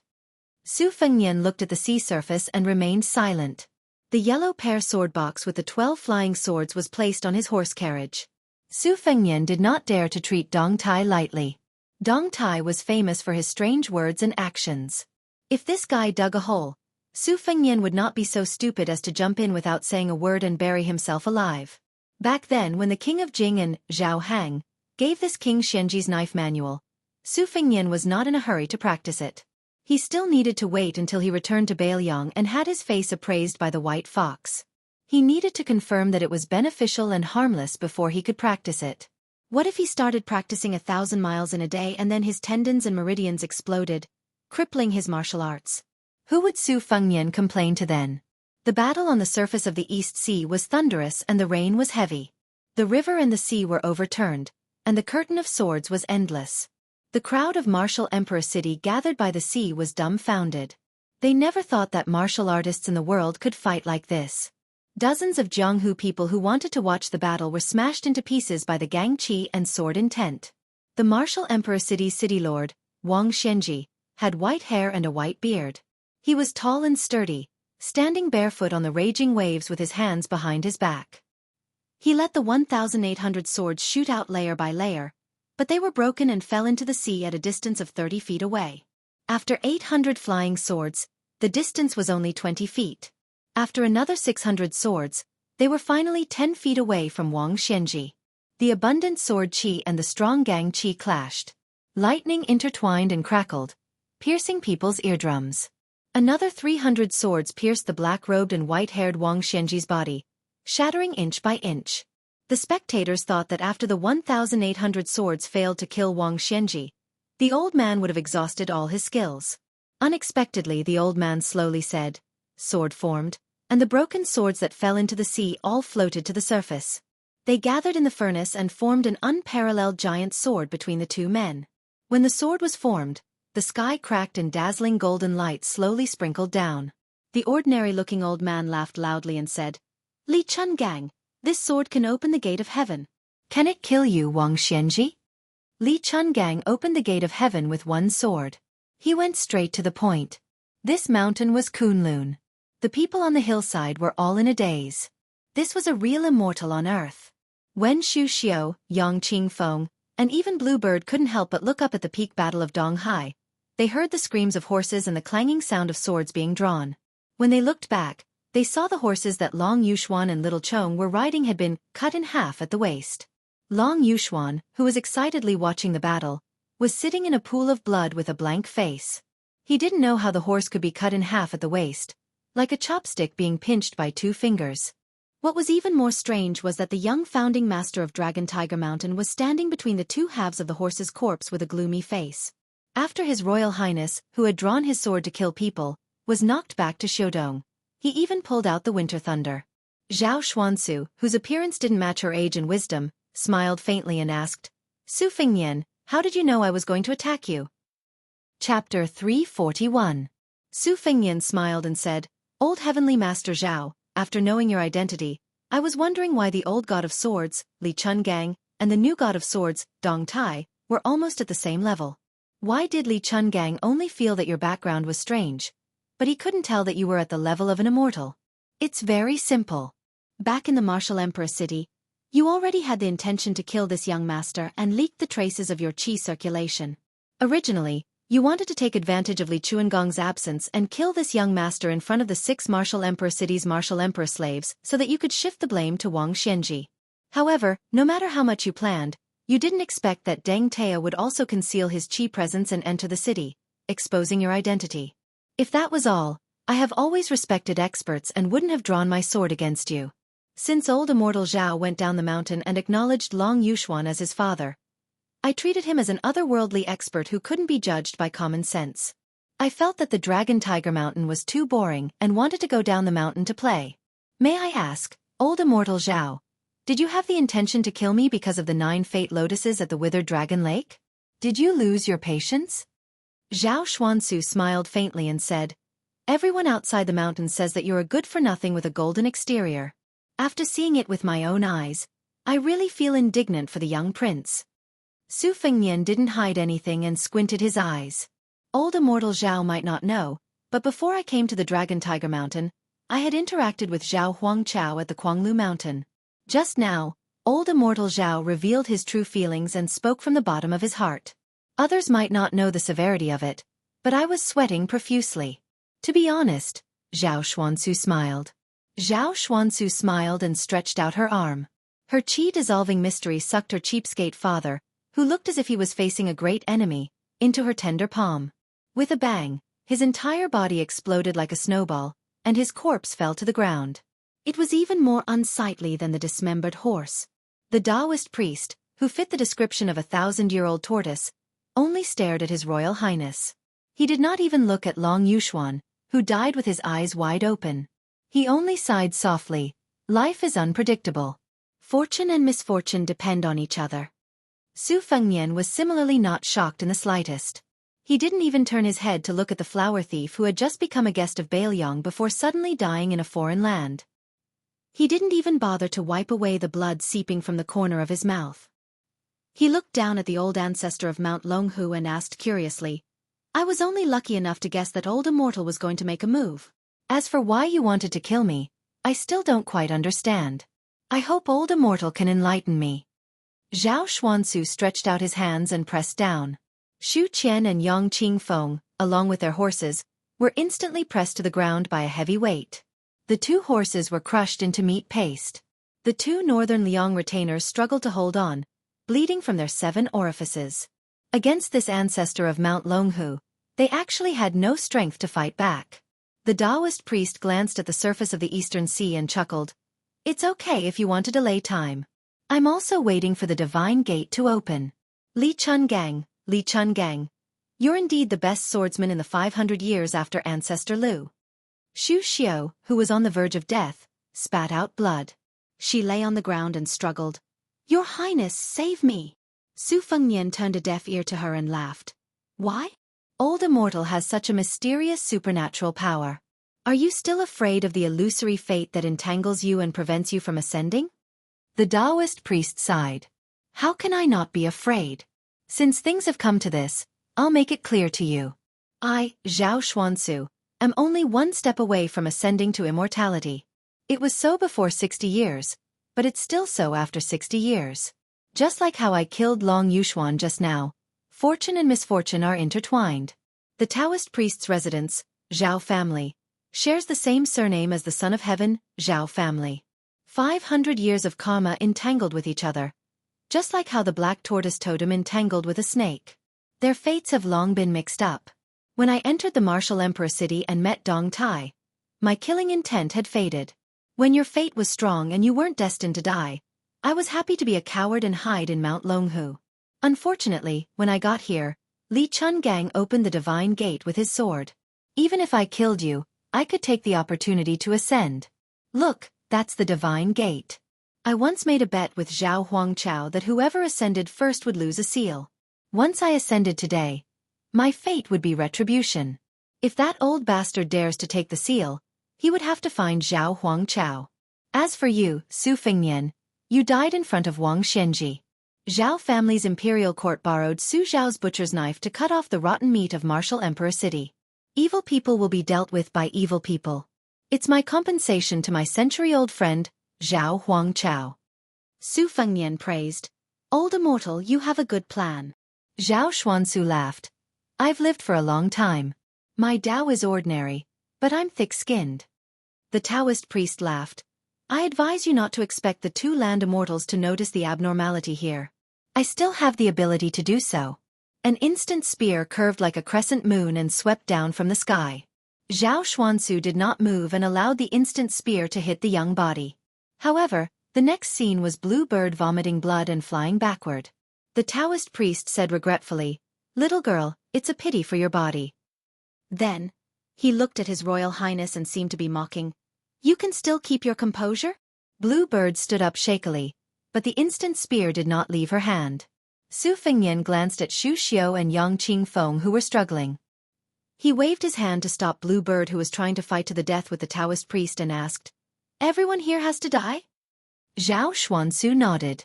Su Fengnian chuckled and said, Then let me go first? Zhao Xuansu did not say any nonsense. He instantly shrank the ground and swept in front of Su Fengnian. He did not give him any chance to draw his knife and block. His move was a killer move. Ha! Just as he was about to touch His Royal Highness, a hand blade strangely pierced towards him. Even Zhao Xuansu, who had a high realm, was repelled by this mysterious move. He looked down and saw a scarlet blood groove on his neck. He looked up and saw a girl with an old-fashioned smile. Zhao Xuansu frowned. He saw that the sword in the distance had opened the gate of heaven and opened the line between the sea and the sky. It was clearly the best time. He twisted his neck and his body made continuous cracking sounds. It was like a string of soybeans exploding. Zhao Xuansu sneered. Not bad, not bad. His Royal Highness has some skills. He actually forced me to summon my real body. The Taoist priest's bones, flesh, and blood began to grow like an old tree in spring. Su Fengnian said calmly, So that's what they say. You are really not a master. Not to mention the old god of swords Li Chungang. Even the new god of swords Dong Tai is far from you. Zhao Xuansu was furious. He looked up to the sky and laughed. Nephew, your flattery is just a unique mellow voice came from the bottom of the hill. I gave you the sword first and repaid half of your kindness. After killing you, I repaid the other half. I saved you twice. From today onwards, Dong Tai and your mother, Wu Su, no longer owe each other. You are not a master if you don't show off. How is he not a master? He obviously lived his whole life as a dog. Dong Tai is here to kill the dog. Since Senior Li's sword was formed in the Eastern Sea, Dong Tai will not make a fool of himself. Sword rise. Zhao Xuansu showed a panicked expression for the first time. He said angrily, Dong Tai, how did you know this place changed? Dong Tai raised the sword. How would the world know it reached the peak? Dong Tai, who was standing 10 feet away, spread out his hands and smiled. Amei, Zhu Ke, Huang Tong. Tai Tai, Jin Lu. Taya. 6 small swords broke out of the box. They were nailed to the top of Zhao Xuansu's head, temples, and 3 dantians. The Taoist said that the immortal could level the earth and shatter the mountains and rivers. Why don't you let me see it? His body collapsed. Zhao Xuansu forced his primordial spirit to leave his body. Like a rainbow, he flew towards the heavenly gate. Dong Tai took a step forward. He said calmly, "You want to become an immortal? You have to ask Dong Tai's sword first. Come back." The 6 flying swords were clearly nailed to Zhao Xuansu's body. However, the primordial spirit of the Taoist reflected the outline of the 6 swords. The primordial spirit was pulled back into the body. Su Fengnian did not say anything. He cut the primordial spirit in half and laughed. "I will let you become an immortal." Chapter 342. Seeing that the body of the elder ancestor of Dragon Tiger Mountain, which had returned to its original state, was split open by Su Fengnian's saber, Xu Xiong, who was lying on the ground, had a gleeful and ferocious look in his eyes. In the past, when he was living under someone else's roof in the northern Liang mansion, he had done a lot of dirty business involving human lives. There were also several dangerous situations where his life was hanging by a thread, but it had never been as futile as today. Facing Zhao Xuansu, who had been showing the appearance of a child all the way to Martial Emperor City, he could not even touch half an inch of his sleeve before he was suffocated by Zhao Xuansu's majestic qi, bleeding from his 7 orifices. Seeing His Royal Highness succeed in one strike with the help of Dong Tai's divine sword skill, she felt so comfortable that she could not wait to marry this young crown prince on the spot. She was well aware that if Su Fengnian had not spoken, her and Yang Qingfeng's qi would have exploded together with their flesh and blood. Xu Xiu could not be as open-minded as Lu Qiantang, who had died in the common reed marsh. She had just escaped from the gloomy prison in Bailiang and even had the chance to replace Pei Nanwei as the fake princess of Jing and Palace. How could she be willing to die here? Xu Xiu silently recited the Heart Sutras and smoothed her qi. Her whole body was in so much pain that it penetrated her heart. Inevitably, her beautiful and charming face was distorted. However, as soon as one wave subsided, another wave arose. Before Xu Xiu could criticize Zhao Xuansu's unsightly death, she saw the 6 flying swords of the Peach Blossom Sword deity buzzing like cicadas. The out-of-body primordial spirit, which had failed to reach the gate of heaven, was still condensed and did not disperse after losing its physical body. Instead, it seemed to have been freed from its shackles and was floating in the air. Dressed in a yellow and purple Taoist robe with wide sleeves, it looked like a celestial being with a celestial demeanor. Xu Xiu looked up in a daze at the rootless primordial spirit that seemed to be free and unfettered in heaven and earth. An overwhelming sense of fear surged over her. Xu Xiu turned her head with difficulty and looked at Dong Tai standing in the distance. The truth of the 12 flying swords that came out of the box in 2 batches had already been revealed. Black Armor, Childhood Sweetheart, Morning Dew, Spring Water, Peach Blossom, Moth Eyebrows, Vermilion Bird, Huang Tong, Wei Yu, and Tai Ah. Clearly, in Xu Xiu's opinion, the one who could fight against the great Zhenren of Longhu Mountain, Zhao Xuansu, was not the overly young His Royal Highness. It could only be this renowned new Peach Blossom Sword God. After Xu Xiu caught her breath, she immediately struggled to get up. Without caring about her bearing, she stuck out her perky buttocks, bent over, and staggered backwards. Yang Qingfeng, on the other hand, was not afraid of death. She sat cross-legged where she was and quietly adjusted her breathing. Su Fengnian held his blade and slowly retreated. He squinted his eyes and looked at Zhao Xuansu, who was similar to the middle-aged Taoist at the peak of Kuang-Lu Mountain. He sneered, "A centipede dies but does not fall down. Each one of the old Taoists is more greedy than the other." Zhao Xuansu, who was not allowed to enter the heavenly gate, turned around and looked at the golden light spilling over the surface of the sea. His expression was complicated. The 6 short swords were still inserted in the 6 major acupoints. They were like gangrene attached to the bones. When the flying swords entered the primordial spirit, a sizzling sound was heard as if hot water was poured over ice and snow. However, Zhao Xuansu did not feel it at all. The flying swords that Dong Tai carried with him were naturally not ordinary weapons. Otherwise, they would not be able to hurt the Yuanying of a Zhenren who was on an astral journey. Although the swords were small, the heroic spirit contained in the swords was bottomless. The people of the world thought that slaying demons was a trick that Taoism deliberately mystified. In fact, this was not the case. Therefore, when the martial artists of Jianghu reached the state of perfection, It was also within the law and principle that they used celestial beings to test their swords. Dong Tai always had an indifferent and gentle appearance. He did not have the consciousness of confronting a land immortal at all. He smiled and asked, Dong Tai has never been to Mount Longhu before. I don't know if these 6 swords are too light or too heavy a gift for you. I feel very uneasy. Although they were in a dangerous situation, Su Fengnian could not help but laugh. This Dong Tai was indeed a strange and wonderful person. First, he called Zhao Xuansu an old dog. Now, he was pretending to be polite. However, there was no respect in his words. It was really a slap in the face. Su Fengnian then sighed with emotion. If Dong Tai did not have this sword manipulation mystery, how could he be so calm? Weren't people like Xu Xiao and Yang Qingfeng suppressed by Zhao Xuansu before they could even say a word? Not to mention Long Yuxuan, whose life was full of misfortunes. After being a father for a few days, he was turned into powder by his son who turned against him. This Mount Longhu was indeed very different from Mount Wudong.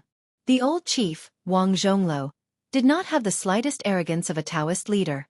The few times they met, he was kind and amiable. It was not only because he was the heir of Bailiang.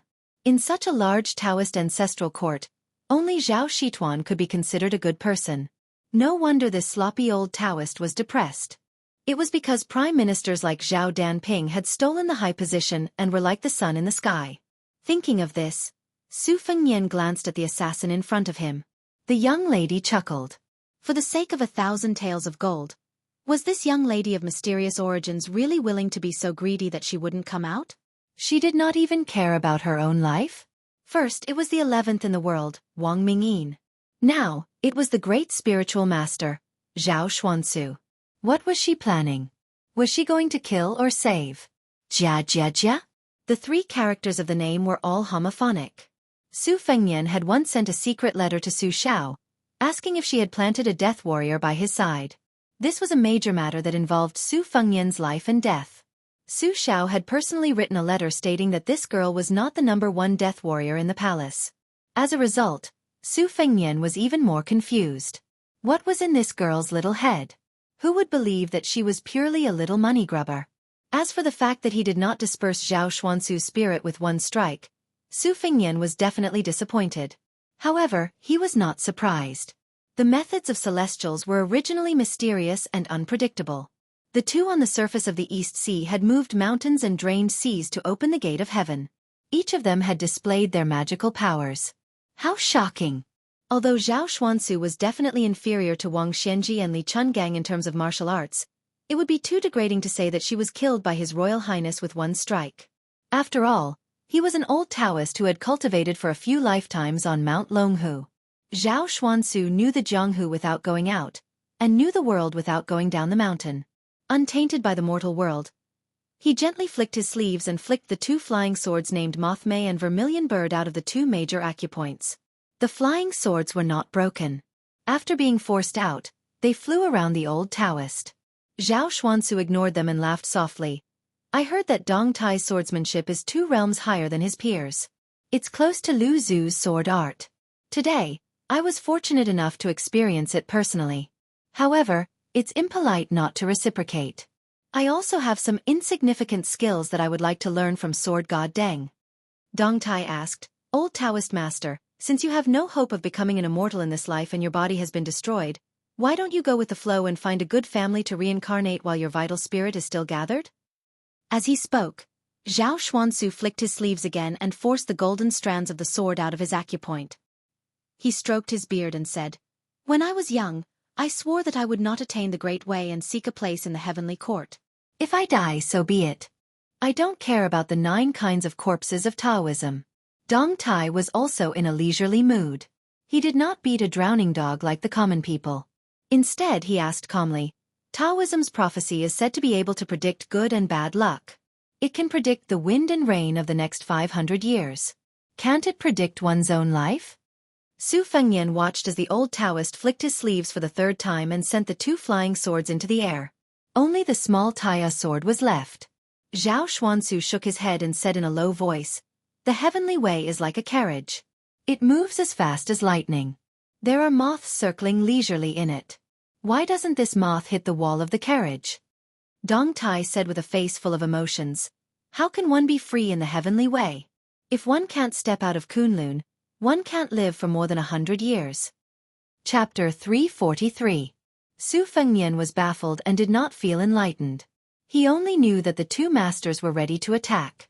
To be precise, Dong Tai was confident to the point of conceit, allowing Zhao Xuansu to escape from the Six Swords prohibition. In the carriage, Murong Tonghuang lifted the curtain to watch the battle. Murong Wuzhu was timid and did not dare to look. She shrank in the corner and shivered. Suddenly, she widened her eyes. She saw the yellow pearwood box rise slowly and shake violently. The sword box opened and the 6 exquisite swords flew out. Dong Tai waited until the small swords that shared the same fate as him flew into the air.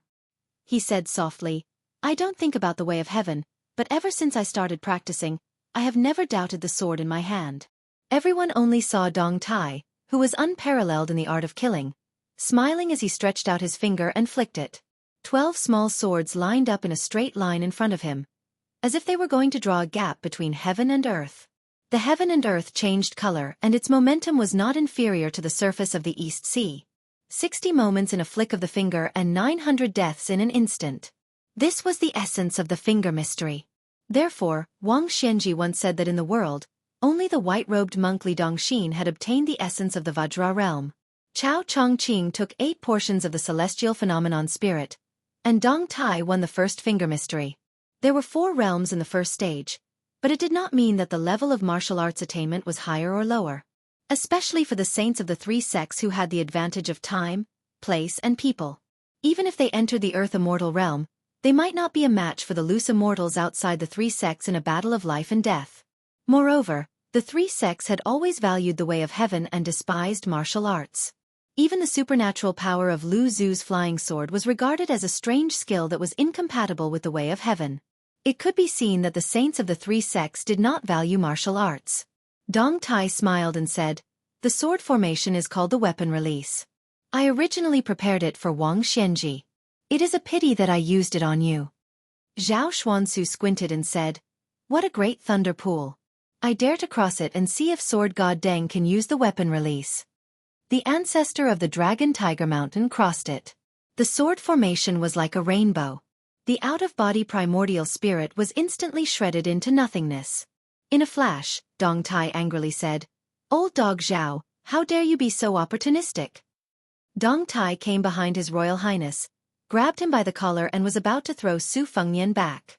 However, the new god of swords was alert and quick enough, but he still could not resist a torrent of purple gas pouring down in front of Su Fengnian. He could vaguely hear Zhao Xian's last words on the eve of his death. Since I can't cut off the fate, I'll use a trick and steal a heavenly secret. I'll pass the calamity of Mount Longhu on to you. Purple Qi from the east. Although the sword formation had destroyed most of it, about 20 to 30% of it still flowed into Su Fengnian's body. It was the first time that Dong Tai showed such an angry expression. The world was silent as he shouted, Zhao Xuansu, I want your mansion of Taoist master to have no descendants. The Sanqing purple qi was vast and mighty, lingering around Su Fengnian's body. The calamity was imminent. Dong Tai was extremely annoyed. He was familiar with many unorthodox methods of Taoism, and this Zhao Xuansu obviously wanted to use his life to kill Su Fengnian and destroy his fate. Although Dong Tai thought that he rarely met a worthy opponent, karma and fate were the most unpredictable things in this world. His karma with Su Fengnian was very shallow. In fact, after the death of his consort Wu Su, all that was left was a verbal promise from a young swordsman. He had already paid it back by using his sword twice inside and outside the Eastern Sea Martial Emperor city. In a flash, the purple gas and Su Fengnian were very harmonious. No matter how powerful Dong Tai was, he could not cut off the qi dynamic. Even if he took a step back, he was willing to bear this calamity, but he was powerless to absorb the fate.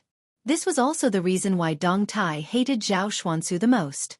As a Taoist spiritual master, he was actually so vicious. The girl turned around and stared blankly at Su Fengnian, whose red date between his eyebrows had turned from purple to black. She smiled, but she was not gloating. Instead, she looked a little sad. Perhaps even Huang Sanjia would be shocked if he saw this unfamiliar emotion. She tiptoed and reached out to touch His Royal Highness's black glabella. Even Dong Tai was stunned, but he did not stop her in the end. Baelyang was cold and bitter. That year it was snowing. A little girl knelt by the roadside and sold her body to bury her mother.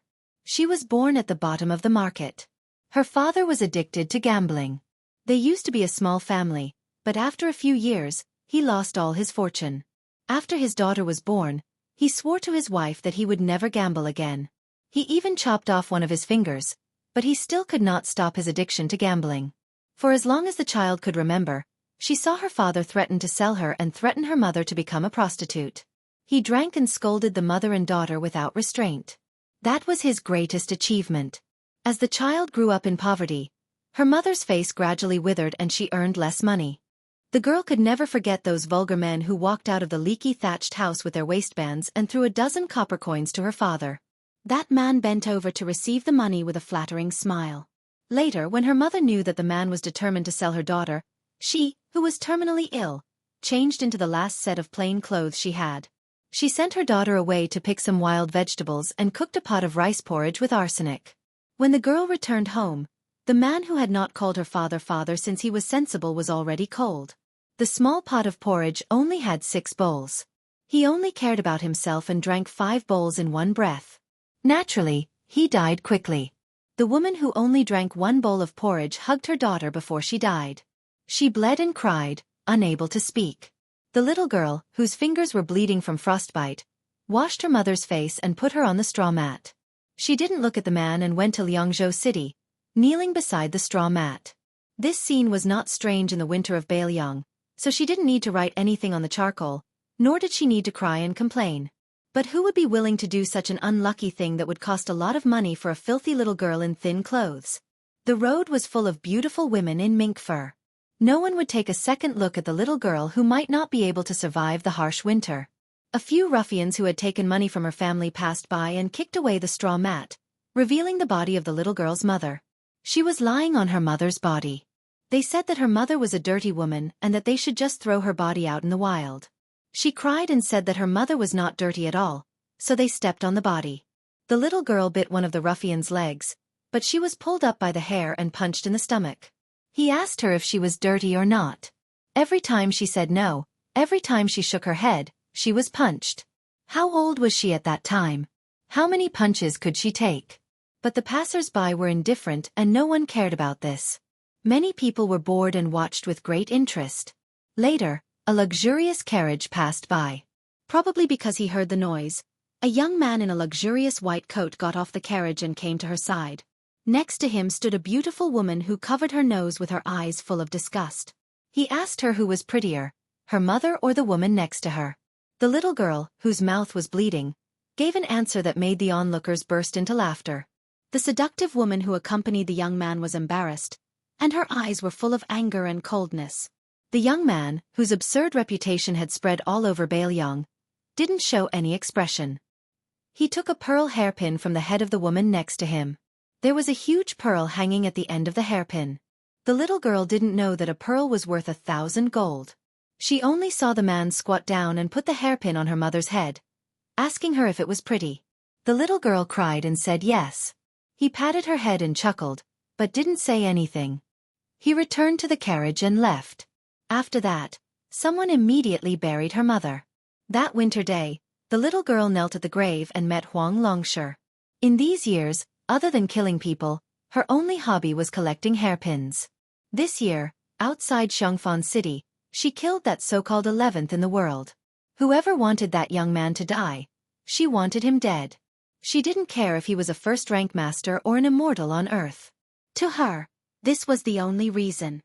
Chapter 344. Killing a man in 10 steps, leaving no trace for 1,000 miles. When the deed is done, I leave with a flick of my sleeve, hiding my identity and name. The essence of this popular paladin poem was the word, kill. If it was changed to save, it would obviously be neither fish nor fowl. At this moment, His Royal Highness, who was sitting sickly in the carriage, was in a very strange mood. His aunt, Jia, who kept a big cat as a pet, originally thought that even if it was not because of national enmity, she was a cold-blooded and ruthless first-class assassin who would not lend a helping hand. Zhao Xuansu's 3 Pure Tribulations. A few days ago, at the top of the Donghai slope, Su Fengyan's body was like an alchemy furnace, boiling abnormally. Unlike the external elixir that used gold, stone, and medicinal herbs as bait, the inner elixir melted one's essence, qi, and spirit. The danger within was not inferior to Taoist Zhao's killing move. Zhao Xuansu's purple qi from the east and Su Fengnian's big yellow courtyard were like weapons of war. Su Fengnian fell into a coma and was on the verge of death. When he woke up, he found out from Blue Bird that it was Jia Jiajia who saved his life and caused the purple qi to flow into her body. Then she left without leaving a word. The Peach Blossom Sword deity asked Blue Bird to leave a message for his distant nephew, saying that he had removed the prohibition of the 12 swords and needed a new master to feed him with blood. The shortest was 3 years. The longest was 10 years. As long as he had enough qi and learned a superior sword-controlling technique, he would be able to control the 12 swords. Back then, he owed the Su family or Wu Su a life-saving debt. Even if he did not owe them anything, he would not meet them in the future. Old Man Li opened the curtain and bent over to enter the carriage. He sat down lazily against the wall. Su Fengnian glanced at him. How the Battle of Donghai ended. He only heard that it was a draw, but no one could see any clues. Wang Xianji opened the sea to send the old sword deity off, giving him enough face. Obviously, old monster Wang, who had stood at the peak of martial arts for 60 years, had never forgotten the kindness of half a wooden bull. This made Su Fengnian have a good impression of the martial Emperor Castellan. The old god of swords saw a yellow pearwood box on the cotton blanket with a picture of 100 birds paying homage to the phoenix. He opened the sword box without a trace of politeness. Despite the dense sword aura, the old man with the sheepskin fur coat said, "Sissy, embroidery needle. Is this junior surnamed Deng a woman?"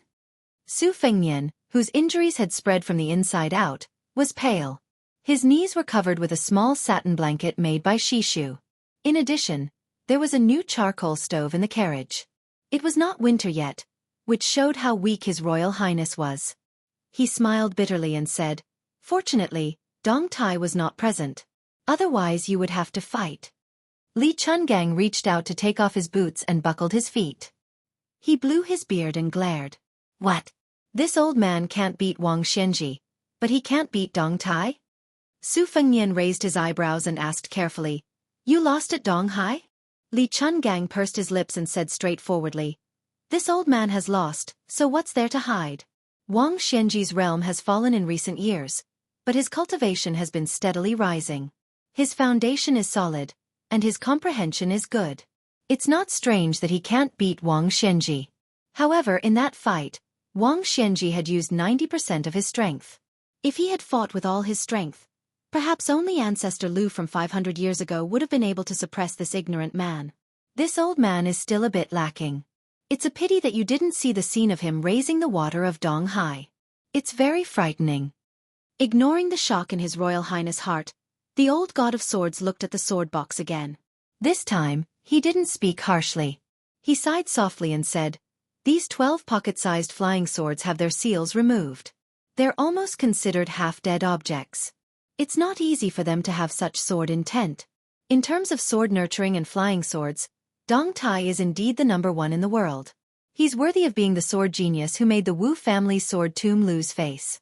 However, calling him a childhood sweetheart is really making this old man's teeth sour. It's a far cry from wooden horse ox. The battle between sword techniques and Taoist techniques seems like water and fire, but when techniques reach the peak, they're no different from Taoism. Dong Tai is a smart person. He's like Wang Xianji who uses strength to prove Taoism. Only this kind of Jianghu is interesting." Su Fengnian's expression was strange. The old man wearing the sheepskin coat felt comfortable and reached out to close the sword box again. Su Fengnian felt a headache coming on. Fortunately, the person in front of him was Li Chungang. Otherwise, he could treat the sword box as a gift from Dong Tai in such a way. If it were an ordinary hero of Jianghu, he wouldn't be able to worship this small box. Li Chungang probably saw His Royal Highness's gaze and said unhappily, "Have you ever heard that the cold people need warmth? Don't take people's clothes and make them into lichens?" No matter how ignorant and incompetent Su Fengnian was, the poem was easy to understand and he could clearly hear the sarcasm in it. He lowered his head and saw the expensive blanket, which was worth an inch of gold. He was stunned and mocked himself. "Senior, you worry about the country and the people. You are indeed a great master." Chapter 345. The old man wearing the sheepskin fur coat was indifferent to this kid's flattery. He picked his earwax and clicked his tongue. I heard that Zhao Xuansu didn't hesitate to risk his old life to frame you for the calamity of Mount Longhu.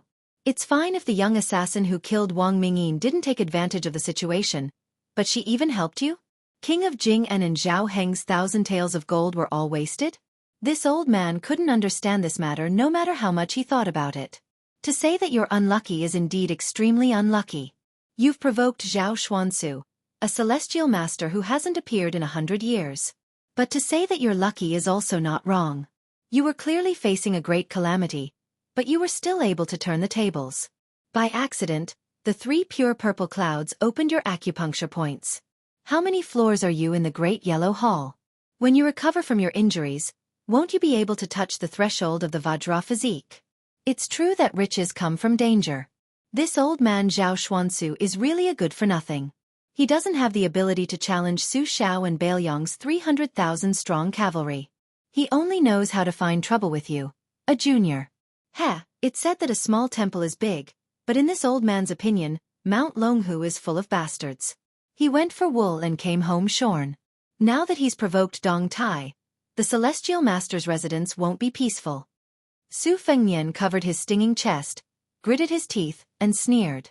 This stinky old Taoist was stopped by Dong Tai. He couldn't kill me, so he took advantage of the opportunity when you opened the gate of heaven and wanted to leave his body and ascend. In the end, he was still intercepted by Dong Tai's flying sword. I had no choice but to burn both jade and common stone. Originally, I didn't haggle with Mount Longhu last time because Zhao Shituan accepted Huang Manor as his disciple. Sure enough, kind people are bullied. No matter how Dong Tai acts, the next time I climb Mount Longhu, I'll definitely let this group of noble people suffer. Li Chungang sneered and said, with your little cultivation? Do you really think you're like Dong Tai or Chao Chongqing? Su Fengnian smiled calmly and said, I'm young. In addition, with the guidance of the old senior, I'll be able to achieve twice the results with half the effort. There will be a day when I can take my revenge and vent my anger. Li Chungang stretched out a finger and tapped the sword box. He chanted the word rise, and the box slid open. The 12 flying swords floated in the air and lined up in a line. It was exactly the same as Dong Tai's formation. He ignored Su Fengnian's surprise and said, the path of sword intent has reached the peak. The turbulent river flows to the East Sea and the rolling thunder strikes the heavenly court. It seems to be too overbearing and without any rules. But in the end, it is still going along the path and there are rules to follow. Formula Dao and Formula Dao were both indispensable. For example, if a person traveled a long distance, technique was the strength of the feet and Dao was the path. If one only had the strength of the feet, going astray was just drawing a circle around the ground and not going far. If one only knew the direction but did not walk, it was nothing more than looking at plums to quench one's thirst. Dong Tai is still too stingy. He only gave you the 12 flying swords but did not leave behind the sword riding method. Instead of giving a man a fish, teaching a man to fish is better than teaching a man to fish. This old man showed the 2-sleeved green snake no less than 100 times. If you really memorized it, it would be a superior sword riding method. One day you would be able to break through the bottleneck and use the big yellow cord in your body to kill people with flying swords. The ancients said that after reading 10,000 books, one would be able to write like a god. This was also the reason why this old man wanted little Jiang to practice calligraphy and not swordsmanship. How is calligraphy not swordsmanship? It's not that this old man is boasting, but the 2-sleeved green snake is the pinnacle of swordsmanship in the Jianghu for 100 years. It's equivalent to spreading the 10,000 books on your desk. As for how much you can understand, it depends on your luck. This old man can't teach you swordsmanship like a child walking. Firstly, it's too degrading. Secondly, it's just pulling up seedlings to help them grow. It's not beneficial at all. The 12 flying swords trembled at a speed almost invisible to the naked eye. Descend. The flying swords slowly descended and lay quietly in the sword case. In the face of the old god of swords Li Chuangong's unprecedented sigh, Su Fengnian softly called him old senior, and did not say anything else. The one-armed Li Chungang lifted the curtain and looked at the scenery outside the window. He smiled and said, as you guessed, after this old man's battle with Wang Xianji, he has no regrets about swordsmanship or life. This old man has no children. He's an old man with no one to rely on. He has no attachments. What he said today is true even if he's about to die. In this life, he was once young and frivolous. He used his sword to cut down injustice. But the world is so big. How can this old man settle it with his sword alone? I remember that a long time ago, there was a female poet who praised this old man for destroying the 5 great mountains with his sword. This old man disdained to take responsibility for it. But now that I think about it carefully, there's some truth to it. For a moment, Su Fengnian had mixed feelings and was speechless. Logically speaking, Li Chungang should have been the undisputed champion of swordsmanship after returning to the realm of swordsmanship and fighting with Wang Xianji. At the very least, he could be on par with Dong Tai. He was one of the top 3 martial arts grandmasters in the world. It was time for him to rise up and make the new Jianghu look at him in a new light.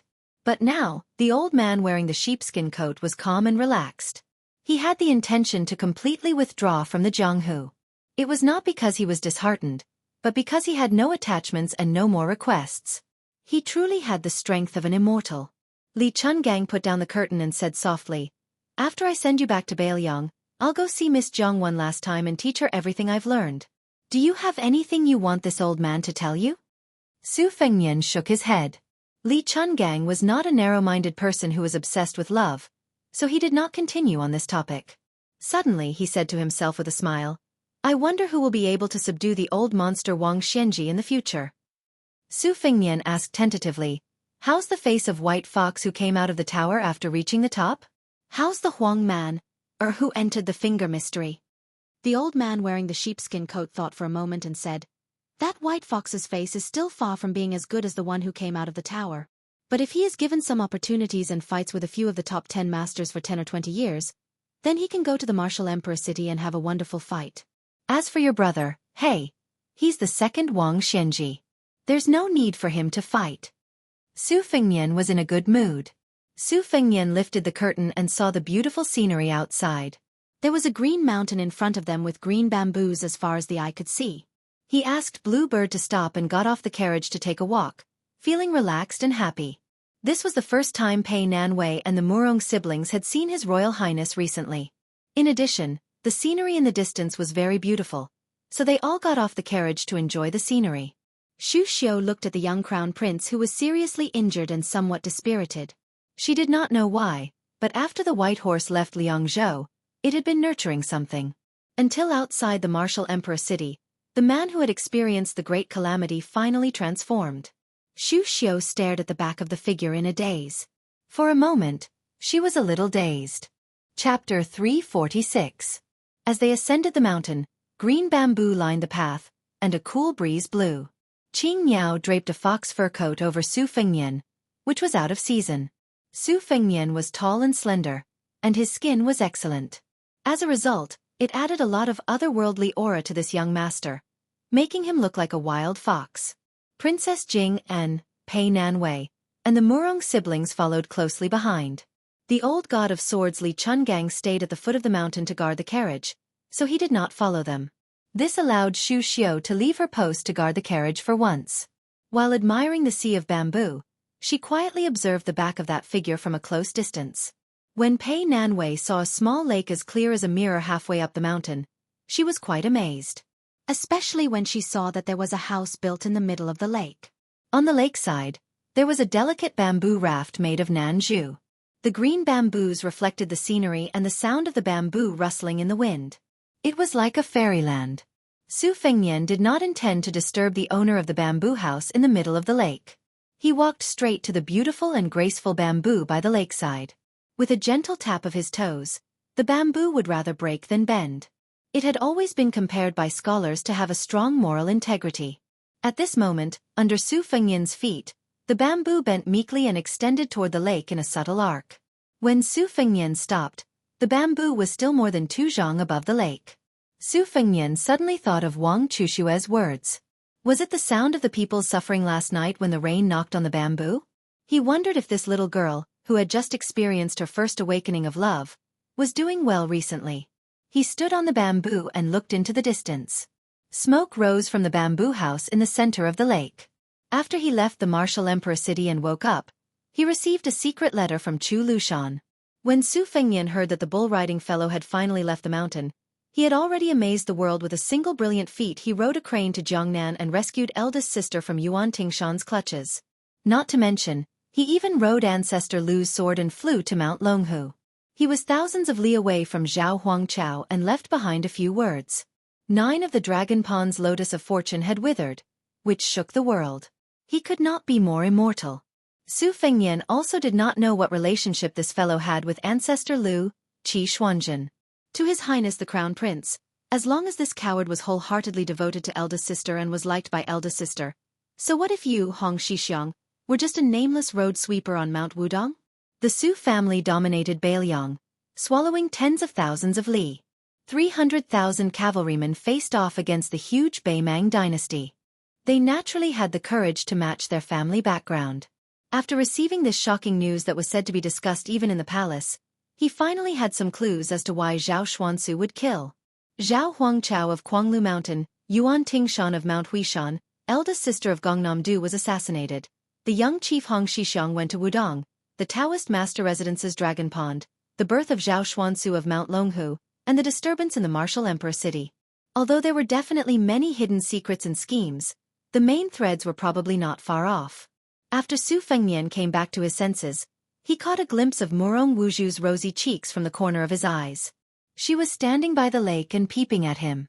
He thought it was funny and asked, "I heard that Wang Xianji of the martial emperor city has a tall and sturdy figure. He has big ears and round eyes, a beard like a halberd, white hair like snow, and a very fierce aura. He only wears hemp clothes during the cold and summer, but he wears a fur coat during the rainy and snowy weather. He likes to go to the East Sea to hunt jiao whales. Those who are timid would feel their liver and guts shatter just by looking at him." This question put Murong Wuju in a difficult position. She blushed and said softly, "Wuju left the city with your highness at that time. We left in a hurry and couldn't see clearly. I hope your highness can forgive me." Su Fengnian comforted her gently, "I'm just saying it casually. Don't be nervous." Other than Murong Wuju, among the 3 people, Pei Nanwei was very prickly. She didn't have the slightest awareness that she was a sparrow in a cage. She opposed him in almost everything. She felt that she was even more arrogant than the Princess Jing, and in Xiangfan City. However, Xu Xiu had been suppressing her recently. She finally became a little more adept at serving people. Although her expression was ugly, it was only a. Emperor Murong Tonghuang's temperament was gloomy. He seemed to have a deformed addiction to power. Su Fengnian guessed that the fact that he was the hereditary king of Bailiang was far more intimidating than his own words and deeds. Su Fengnian didn't like Emperor Murong Tonghuang's shrewdness.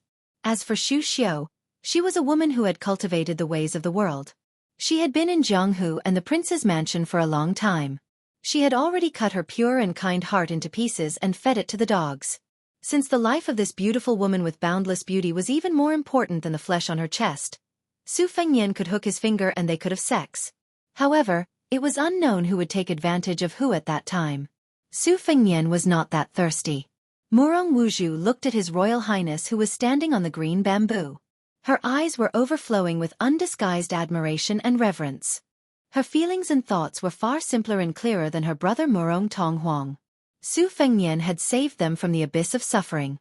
Whether she saw injustice on the road or pushed the boat with the current, she firmly remembered this great kindness. Along the way from the Great Bull Gang in Jianzhou, her emotions rose and fell because of the young heir in front of her. Especially in the martial emperor city, he walked to the top of the city wall with a bowl in his hand and sat cross-legged. He was so romantic and elegant that Murong Wuju felt drunk as if she had drunk a pot of good wine. Until now, she still hadn't recovered. Outside the martial emperor city, Su Fengnian drew his saber and cut open the body of the ancestor of Mount Longhu. She was even more frightened when she saw that. She only had one thought at that time. If he unfortunately died, she didn't want to live. Murong Tonghuang glanced at his sister from the corner of his eyes. He just looked at her with cold eyes. Su Fengnian gathered his fur and was about to go down the mountain. Suddenly, he saw the bamboo door in the center of the lake slowly open. A woman whose figure could only be vaguely seen from the lakeside walked out. Even though it was vague, it still made people's hearts race. Su Fengnian had a few people around him, including Murong Tonghuang, who was also a peerless beauty, not to mention Pei Nanwei, who was a beauty in rouge. However, when the woman appeared in the field of vision, It seemed that half of her charm was taken away in an instant. The woman in the bamboo house in the center of the lake, wearing a wooden hairpin and plain clothes, walked to the mossy stone steps near the lake and squatted down. She picked up a handful of water with both hands and gently moistened her cheeks. Then, she turned her head and looked at Su Fengnian from afar. She didn't make a sound. She just quietly looked at this group of uninvited guests. She was always an orchid in a secluded valley, aloof from the world. Su Fengnian, who was wearing a brocade fox fur coat, was stunned. A trace of absent-mindedness flashed through his eyes. For the first time, he was hesitant. Pei Nanwei wrinkled her brows. She was faintly unhappy. It was not that she wanted to be jealous of this strange woman, but she had always been proud of her own beauty. She rarely met a match. The woman in the bamboo house had appeared out of nowhere. In the end, Princess Jing felt an instinctive sense of crisis. Sure enough, as long as there were people, there was no Zhonghu. Su Fengnian let out a long breath. He waved his hand to signal Xu Xiu and the others not to make any moves. He leaped from the bamboo pole under his feet to the bamboo raft. There was no need to row the raft. The bamboo raft cut through the water and leisurely sailed toward the center of the lake. The bamboo raft stopped 3 zhang away from the bamboo house. The woman stood up and looked at Su Fengnian. Her hair was wet from the lake water and stuck to her cheeks. A few drops of water slid down her delicate snow-white skin. She reached out to wipe the water stains on her chin. She didn't say anything. Su Fengnian took the initiative to speak. He smiled and said, "I saw you 3 years ago on the banks of the Luo River. But at that time, I was squeezed into a group of young chivalrous men who wanted to express their love for you. I squeezed for a long time before I finally made a bloody path. When I finally emerged, I was tripped by someone and fell flat on my face. I guess you didn't notice me." She thought for a moment and calmly said, "I remember that at that time you were wearing thin clothes." It was an unexpected answer. Su Fengnian said self-deprecatingly, "Thin clothes? I was clearly a beggar in rags. It's a blessing of 3 lifetimes to be able to catch the attention of Mississippi." She saw that Su Fengnian wanted to say something but hesitated. She smiled and said, "My name is Chen Yu." Sure enough, there was a woman on the rouge list who was not inferior to Nangong. She was a beauty who was on par with Bai Hu. Su Fengnian's face was gentle, humble, and shy. He softly asked, "Miss Chen lives here alone?" She smiled and nodded without any ulterior motives. Su Fengnian responded with an "oh," and gently jumped onto the shore. The next scene shocked the people on the lakeside. They saw His Royal Highness bend down and carry the bamboo girl. They jumped onto the bamboo raft and left the center of the lake. She bent her slender waist and her head was pressed against His Royal Highness' chest. Su Fengnian looked down and the two of them happened to look at each other. She undoubtedly had a pair of eyes full of spiritual energy. His Royal Highness was known to wander among the flowers for more than 20 years and had never tasted defeat. He had seen countless women and had seen all kinds of stunning beauties. But this pair of eyes was the only one that could be compared with his second sister Su Weisheng. The eyes on Bai Hu's face were too cold, just like his saber-embroidered winter-spring thunder in the past. She was incomparably heroic, not delicate and gentle. At this moment, she looked up and stared at His Royal Highness who was extremely daring. There was no shock, fear, or shyness in her eyes. There was a hint of anger hidden in the bottom of her eyes, which was enough to make ordinary lechers feel ashamed and hang themselves with their own hair. Unfortunately, she met Su Fengnian who was used to being lawless. Su Fengnian lowered his head and squinted his eyes. He smiled brightly and heroically said, "I promise to snatch one of the most beautiful women for my brother to be his wife. Sister-in-law, we will be a family in the future." The woman who had been expressionless finally showed astonishment. It was not strange that there were rich sons who snatched women on the street and bandits who kidnapped beautiful women to be their wives. But there was actually a bastard who snatched a beauty to be his sister-in-law in this world? Xu Xiu, who was experienced in the ways of the world, blinked her eyes and raised the corner of her mouth. He could even snatch a woman in such a domineering manner. He was indeed the heir of Bailiang. Chapter 347. An inconspicuous carriage drove into the capital. The coachman was a young Taoist dressed in a plain Taoist robe. He was not very handsome and carried a long sword on his back. His expression was gentle and one could tell that he was a person who was easy to talk to. The city gate had 9 ridges and 10 dragons. It was a magnificent sight. There was only one passenger in the carriage. She sat in a fur coat and leaned against the back of the young Taoist. She listened to the young Taoist talk about the various wonders of the capital. She listened to him talk about how it was connected to Kunlun, how His Majesty the Emperor who oversaw the Hall of Supreme Harmony was from the south, and how the 6 palaces and 7 halls of the inner court were built according to divination. The young Taoist was not old, but the principles he spoke of were not small. He told the beautiful woman that in the end, all the cities under the heavens pursued the realm of mutual penetration between heaven and earth. The woman's face was thin and thin. She was wrapped in a mink fur coat that was not too expensive. She looked like a pretty girl from a middle-class family. The mink fur was messy and was not as beautiful as a fox fur coat. If it was the wealthy women in the capital who liked to compare themselves, they would not wear this kind of mink fur coat unless it was a Guangdong ferret. The woman listened to the young Taoist's gentle nagging and closed her eyes. There was a satisfied smile on her lips. After entering the city, she sniffed and softly said that it smelled good. The Taoist priest turned his head and saw a restaurant. Knowing that she was hungry, he immediately stopped the carriage, jumped down, and helped her walk into the restaurant. They chose a seat on the 3rd floor by the window with a wide view. She only ordered a vegetarian dish for herself and a pot of wine for the Taoist priest who accompanied her. This made the waiter, who was greatly disappointed, roll his eyes. He thought that this foreign man and woman were too unsightly. It was not easy for them to come to the capital, but they did not bring more money. The waiter regretted giving up this seat to them. The wine was served first. The Taoist priest poured 2 cups. The vegetarian dish, braised eggplant, was the restaurant's signature dish. She was attracted by this unique fragrance. She picked up a piece with her chopsticks and tasted it. She smiled and helped the Taoist put a piece into his bowl. She smiled and said, "It's delicious." The eggplant is peeled and cut horizontally into 4 pieces. The knife skills are very fine. Half a head of garlic is peeled and smashed instead of mincing it. Then, add a small fire and slowly fry it. 3 eggplants are put into the pot. When it is served, it is just right for this 6-inch small plate. The key is to let the bean paste, garlic, and eggplant taste complement each other and not overpower each other. Therefore, this eggplant is more expensive than the meat. We did not spend money in vain. The waiter was originally a little angry. After hearing the woman's explanation, his mood slightly improved. He thought that this beautiful but sickly woman could be considered an expert. The young Taoist priest tasted it and did not say anything. He only smiled and looked a little silly. The woman took a bite and put down her chopsticks. She looked out of the window and looked at the carriages. She held her cheeks and said regretfully, "According to your Taoist diet, people are born with the qi of heaven and earth. Therefore, the seasons are very important. Those dishes have to be done at the right time. I was originally a foodie and was not afraid of getting fat. This season is the best time to replenish my autumn fat. As long as I let go of my appetite, when winter comes, no matter how cold it is, I will not be afraid. It's a pity that I don't have any appetite now." Sigh. The young Taoist priest did not say anything and looked down. During this long journey with her, wherever she wanted to go, he would bring her there.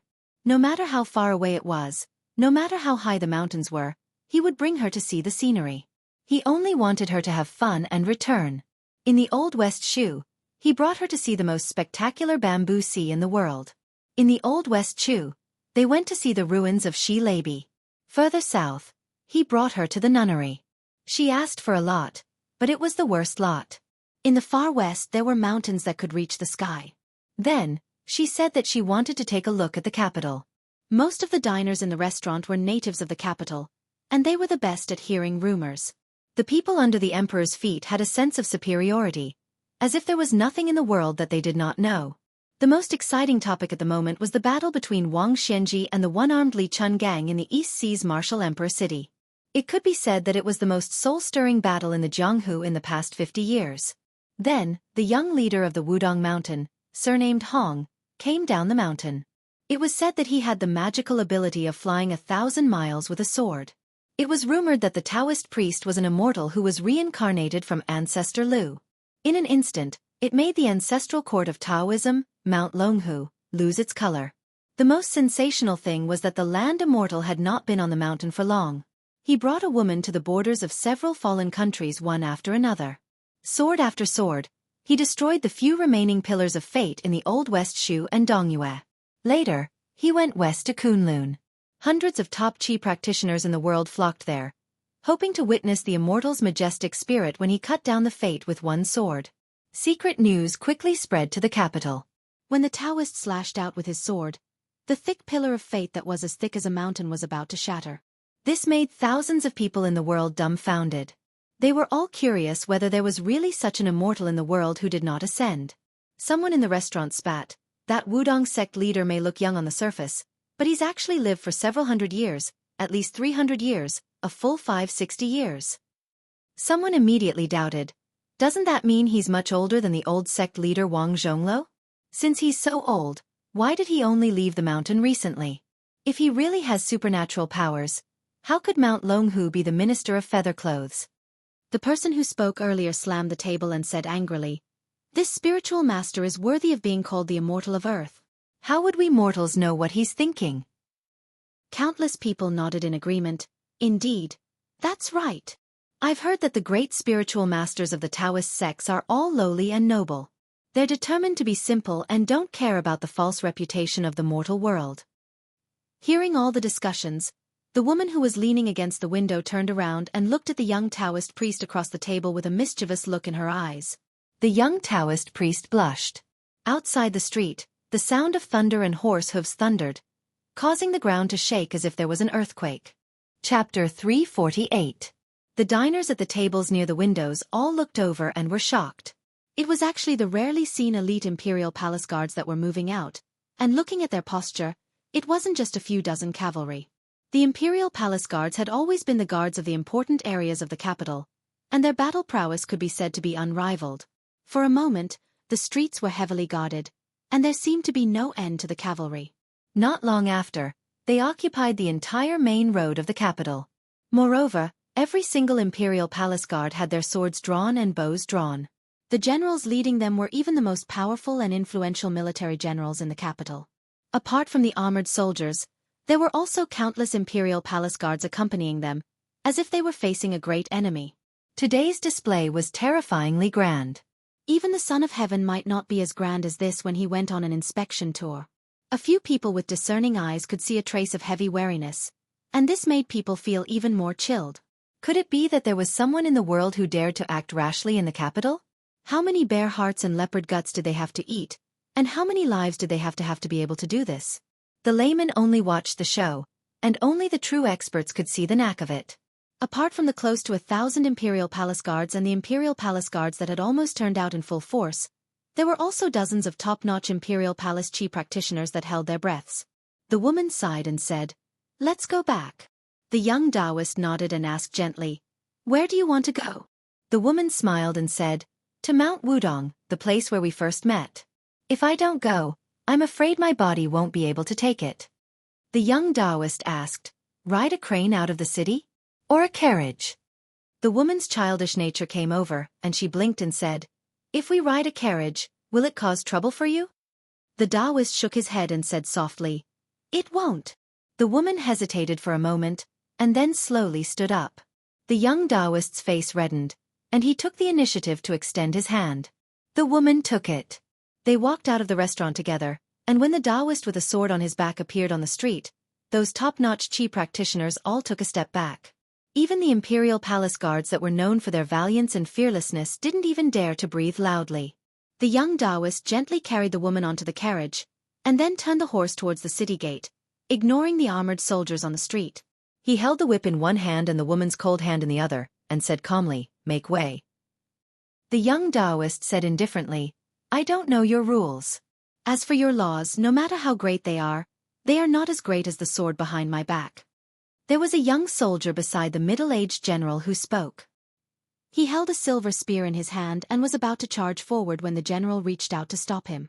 The woman said gently, "Let's go." The Taoist priest's expression immediately softened. He nodded and held her hand tightly. Almost all the horses on the street knelt down in an instant. People and horses were thrown off their feet. Chaos ensued. There were no rules to speak of. On this day, Wudong's Hong Shixiang and Su Jihu left the city. No one dared to stop them. On this day, the world learned that the woman who loved to wear red was called Su Jihu. Wudong's little lotus peak. Clouds and mist swirled around. Chen Zhao, Song Jiming, and Yu Xingrui, the three most senior Taoist priests of Wudong, stood shoulder to shoulder in the distance, leaving the mountain peak to the couple. The three old men looked at each other in dismay. There was pride, regret, and regret. All sorts of feelings welled up in their hearts. Aside from the three young sect leaders Shixiang, there was only Li Yufu, an outsider who had just joined Wudong. Yesterday, the sect leader went up the mountain and told them something. It could be said to be the most unimaginable feat in Jianghu's 500 years of history. No matter how reluctant they were, Chen Yao and the other Shixiang did not want to stop them. The young Taoist priest and the woman in red sat shoulder to shoulder at the bottom of the tortoise camel tablet. She swung her legs. She did not know what he wanted to do. She only looked at the 72 peaks in the sea of clouds and said sadly, "Bull Rider, I might not be able to grow old with you." That year, when he was 14, the two of them met for the first time. After they met in Jiangnan, she knew that she would not live long. But when she rode the yellow crane, she felt that she had no more regrets in this life. He took her to travel all over the world. Seeing that he did not move, she wrinkled her nose and turned her head. She knocked on his head and asked, "What, are you still foolishly waiting to find me in your next life? Are you stupid? Aren't you tired?" The young Taoist priest thought about it and shook his head. Her eyes suddenly turned red. She bit her lip and asked, "Are you going to wait for me?" The young sect leader who rode the bull rubbed the woman's cheeks and wiped away her tears. His eyes were warm as he said, "If I asked you to wait for me for 300 years, would you be willing to wait?" She said without hesitation, "You waited for me for 700 years. If I wait for you for 300 years, of course I can." The young Taoist priest, who had only held her hand after meeting again, gathered his courage and gently hugged her. He smiled and said, "Okay." She wrapped her arms around his neck and whispered, "You really are a coward." He asked, "Are you really not going to see the great general and his royal highness?" She smiled and shook her head. "No, I'm afraid they will be sad. I'm afraid they will cry." The young Taoist priest took a deep breath.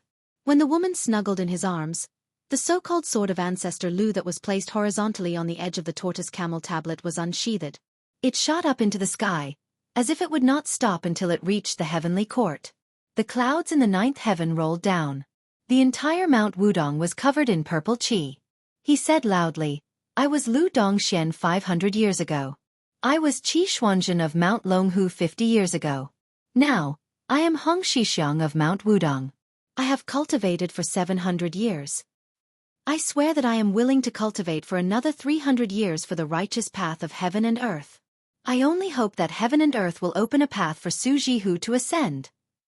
The young Taoist priest's voice was like a great bell that resounded between heaven and earth. "I beg Su Jihu to ascend on a crane." Yellow cranes cried in unison. A red-clothed man rode a crane into heaven's gate. The young Taoist priest who was the reincarnation of ancestor Lu sat down cross-legged. He looked at the falling sword that was destined to kill him and closed his eyes with a smile. Chen Yao and the others could not bear to watch anymore. Tears flowed down their faces. There was a rainbow behind the sword that was borne above the young Taoist priest's head. It spanned across the big and small lotus peaks and was incomparably gorgeous. 1,000 years of cultivation. Only hoping to meet again. Chapter 349. His Royal Highness and his entourage made a slight turn on their way back and arrived at Guangling River. It was the 18th day of the 8th lunar month. The tide was rising. Tourists came from all over the world. It was an unprecedented grand occasion. After the spring and autumn period was settled, there was no longer the separation of national boundaries. Scholars carrying books to study and wanderers carrying swords to explore the world became more and more unimpeded. At the same time, exploring secluded places and admiring the scenery also became more and more popular. The Guangling Tide, Amei's Golden Buddhist Light, and Wudong's Golden Buddhist Light were known as the three wonders of the age. Great Yanji was the best place to watch the tidal wave. Today, there was even a Guangling Navy inspection. King Zhao Yi would personally come to watch. Guangling's rich and powerful officials and dignitaries all brought their families to watch the tidal wave. Compared to the commoners of the common people, Although the former were fewer in number, they naturally occupied 70 to 80% of the best viewing spots. They set up a few tables and couches, filled them with good wine, delicious food and fruits. They also invited the famous scholars who had been on good terms with them for generations to chat and laugh together. When the tide gushed into Trumpet Bay, there would be a boat that belonged to the Guangling Navy leading the tide into the bay. Both sides of the bay stretched for 10 miles, and were filled with luxurious carriages and horses. On the great Yanji reviewing platform, the Prince of Guangling, Zhao Yi, gave an order. Then, small boats could be vaguely seen approaching the head of the tide. The beating of the drums shook the heavens, and the tide and the beating of the drums grew and multiplied together. The people could see a white line moving from east to west on the misty surface of the river. The white rainbow stretched across the river, and the head of the tide also gradually increased in height. When it reached the vicinity of the great Yanji, it could reach up to 40 feet high, covering the sky and the earth. His Royal Highness came a little late. The suitable viewing spots on the riverbank were already filled with tents or tables. When he heard the deafening cheers, he could already guess that the boat was approaching. He had to abandon the carriage and let Xu Xiu and Yang Qingfeng stay behind to watch. However, before they left, His Royal Highness smiled and reminded the two retainers that they might as well sit on the roof of the carriage to watch the scenery. Qing Miao was carrying a small jar in her hand, and the scarlet cloud sword that was left behind by LV Qiantang was hanging on her waist. Su Fengnian was walking at the very front. Murong Wu Zhu's delicate body was being led by him. With her personality of going with the flow, she might not have the face to call for help even if she got separated. Murong Tonghuang was on the right side. Some lechers who liked to join in the fun and take advantage of women were about to make a move but were slapped or kicked by Murong Tonghuang without hesitation. Most of the lechers who suffered losses wanted to immediately take advantage of this young lady. However, when they saw Su Fengnian's embroidered fox fur coat, they immediately lost their momentum and withdrew their hands in embarrassment. They looked for other targets and picked a few soft persimmons to make a move. Anyway, in the sea of people watching the tide, there were many girls who kept quiet after being bullied. There was no need to hang themselves on a tree. Just like Pei Nanwei, Chen Yu, who was abducted from the bamboo forest, wore a dense veil hat on her head. Her figure was enchanting, even surpassing the Murong siblings whose genders were hard to distinguish. However, these two great beauties who were ranked on the rouge list followed closely behind His Royal Highness. On the right, Murong Tonghuang was slapping the Murong siblings, while on the left, the maid Bluebird was cleaning up the obstacles with her scabbard. No one was able to get close to them. The old man wearing a sheepskin fur coat was responsible for bringing up the rear, so there was nothing for him to do. Most of the time, his gaze was on the woman surnamed Chen, or more precisely, on her small waist. Even with his 100 years of experience, the old god of swords still had to admit that Su Xiaoshuo's eye for women was even more brilliant than the climb of martial arts. Even Li Chungang was unconvinced by this point. During this period of time, the old god of swords was busy admiring Pei Nanwei's buttocks, Xu Xiu's breasts, and the Murong siblings' twin lotuses on one stalk. It was a feast for the eyes, but the one he saw the most was the unfamiliar woman surnamed Chen, especially her slender and soft waist. It really made the onlookers feel horrified. The charm of a woman could be judged by her spiritual energy, her eyes, her charm, and her waist. If she walked slowly, her waist would sway too much, it would be coquettish and vulgar. However, if it was too small, it would be slightly petty. However, even though Chen Yumei was an absolute beauty, the old god of swords had a tinge of doubt in his heart. The timing and location of her appearance were too coincidental. After being abducted by Su Kei, she had been too calm. She had already exceeded the category of a lady from a respectable family. Observing her aura, this absolute beauty who exuded mystery from head to toe was not a martial artist. After all, how many old dogs like Zhao Xuansu could exist in this world? What exactly was her backing? Old Man Li squinted his eyes. It was not easy for the group to rush out of the crowd. If they continued forward, they would reach the riverbank that was occupied by the Guangling family. There were many sturdy and stocky servants standing with their arms crossed over their chests, intimidating the common people. Some of the disciples of the great families had hired many famous guests in the Jianghu. They carried swords and sabers with them, looking strong and powerful. The two areas were clearly separated. This was very similar to how the famous scholar Chu Shuishang of the Baogua Temple disdained to sit together with the common people. Su Fengnian was probably basking in the light of the beauty beside him. With him as the center, a circle of vacuum was formed around him. At this point, there was no need to stand on tiptoe to watch the tide. Old Manly stood with his hands behind his back, looking at the line of tide that was as fast as thunder. His expression was bleak. Back then, he had looked down on the world with his sword and rode on the head of the tide on the Guangling River. How high-spirited he was. Now that he was old and more skilled at riding on the sword, he did not even have the slightest desire to be the tallest tree in the forest. Chapter 350. This old man, who only liked to play with his feet, did not know that after he had done this, he had attracted countless heroes of Jianghu to show off their skills on the Guangling River. There were strong men carrying cauldrons that weighed 1,000 pounds to smash the head of the tide, swordsmen rowing boats to resist the tide, and there were also powerful archers who shot arrows in succession and collided with the tide, creating thousands of ripples. Before Lu Qiantang became famous, he had practiced swordsmanship on the riverside for more than 10 years. Was it not because he admired the sword god Li Chuangong's appearance when he walked the Jianghu with his sword? Unfortunately, after Zhao Yi took over the territory of the Old West Chu, the Guangling Navy was like a dragon and a tiger. There were no Jianghu people who dared to show off their skills.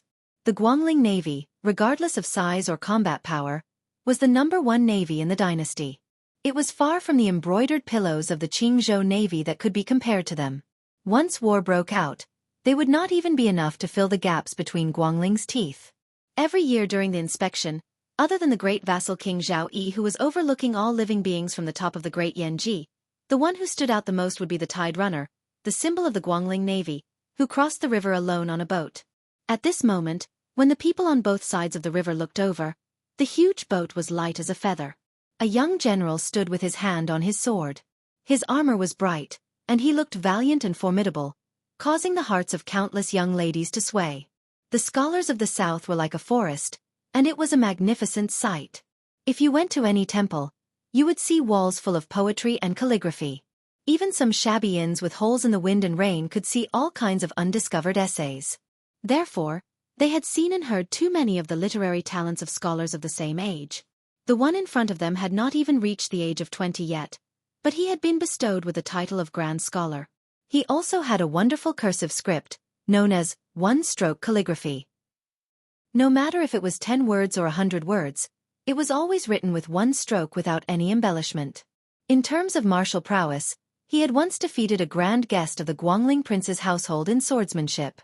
This person's literary and martial prowess were top-notch, and he was undoubtedly the #1 talent in Guangling. Even the domineering Guangling heir was willing to become sworn brothers with him and treat him as an elder brother. When the boat sailed past, many tourists who had prepared bonfires and reed flowers threw them into the Guangling River with all their might, praying to the Guangling Dragon King. These people were all men and women from the local noble families or foreign aristocratic families. The most ordinary people could bring was a bunch of reed flowers, and most of them were some distance away from the riverbank. How could they have the guts to throw it into the bonfires? If they did not have enough strength and did not throw it into the Guangling River, they would smash it into the tents of the extravagant descendants, and would be severely beaten. These were just some of the commoners who had the courage to throw the reed flowers. Before they could escape, they were caught by the fierce servants and evil slaves, thrown to the ground and beaten. They did not dare to make a sound and could only crawl back to the crowd with bruises all over their faces. Su Fengnian was originally one of the most famous profligate sons in the dynasty. He did not find it strange and did not have the chivalrous heart to help others when he saw injustice on the road. His ears did not listen to injustice, and he only pursed his lips and walked forward quietly with his snow-white fur coat wrapped around him. In front of him were 2 piles of aristocratic families, and a few well-built servants came forward to block his path. Blue Bird used her scabbard to slap them away without a word, and they spun twice in the air before falling to the ground and fainting on the spot. Su Fengnian paid no attention to the clamor of the aristocratic families of Guangling. He walked to the riverbank and happened to see a stream passing by. He took the jar and scarlet cloud sword from Blue Bird and threw the jar containing Lu Qiantang's ashes into the river. With a toss of his sword, he hit the small jar and the ashes scattered into the water. Su Fengnian did not mourn the death of Lu Qiantang, but since he had agreed to that Dongyue swordsman's dying wish, he had to fulfill it. Su Fengnian clapped his hands and squatted down. Looking at the surging tide, he said softly, "They say that if a hero doesn't die, his name will rise. No wonder you were cursing loudly before you died." Su Fengnian stood up and found that Chen Yu was looking at the back of the man on the buy and warship. With the veil covering her face, he could not see her expression, but it gave him a strange feeling. Su Fengnian glanced at the aristocratic children of Guangling who were still chattering. When they subconsciously shut up in shock, he turned to the silent woman and joked, "What's wrong? Do you have a lover?" She shook her head indifferently and said, "He once mentioned that calligraphy and swordsmanship were similar and that his views were unique. Cursive calligraphy leaves less white but more white space and more white space but more dense. The strokes open and close, gathering and dispersing. When used in swordsmanship, it is magnificent and magnificent. Why don't—" Su Fengnian interrupted her ungracefully. "Armchair strategist, so boring." Chen Yu stopped talking and dismissed it with a laugh. Playing the lute to a cow. Although Su Fengnian was narrow-minded, he still had some self-awareness left. He said self-deprecatingly, "We are indeed not on the same path. Chen Yu, since we are already a family, why don't you tell me frankly, do you have a sweetheart?" Chen Yu asked calmly, "If you do, will you kill him?" When Su Fengnian heard the word kill coming out of the beautiful woman's mouth, which was full of killing intent, he laughed shamelessly and said, "I like your temperament. You're perfect to be my younger brother's wife." Chen Yu looked at the great Yan Ji, where there was a bloated man whose robe was almost torn apart. She sighed for no reason. Su Fengnian smiled and asked, "Don't scare me. Are you related to the Prince of Guangling, Zhao Yi?" Chen Yu's expression was normal and she did not say anything. Su Fengnian put his hands into his sleeves and said softly, "Let's go back to Bailiang." Chen Yu did not move. She hesitated for a moment and said, "Someone wants me to go to the capital. You can't stop him."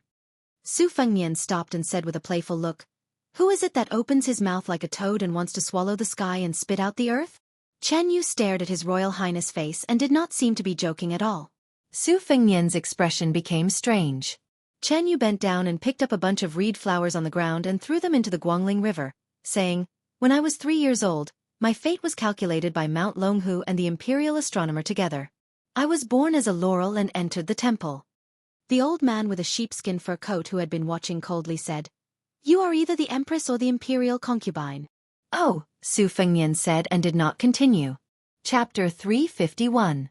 Every time the head of the tide moved forward a certain distance, the scholars, who were served by beautiful maids, brushes and ink, would finish writing a poem. They would then have their friends recite it out loud. After winning the applause of the audience, they would then throw the poem along with the rice paper into the Guangling River.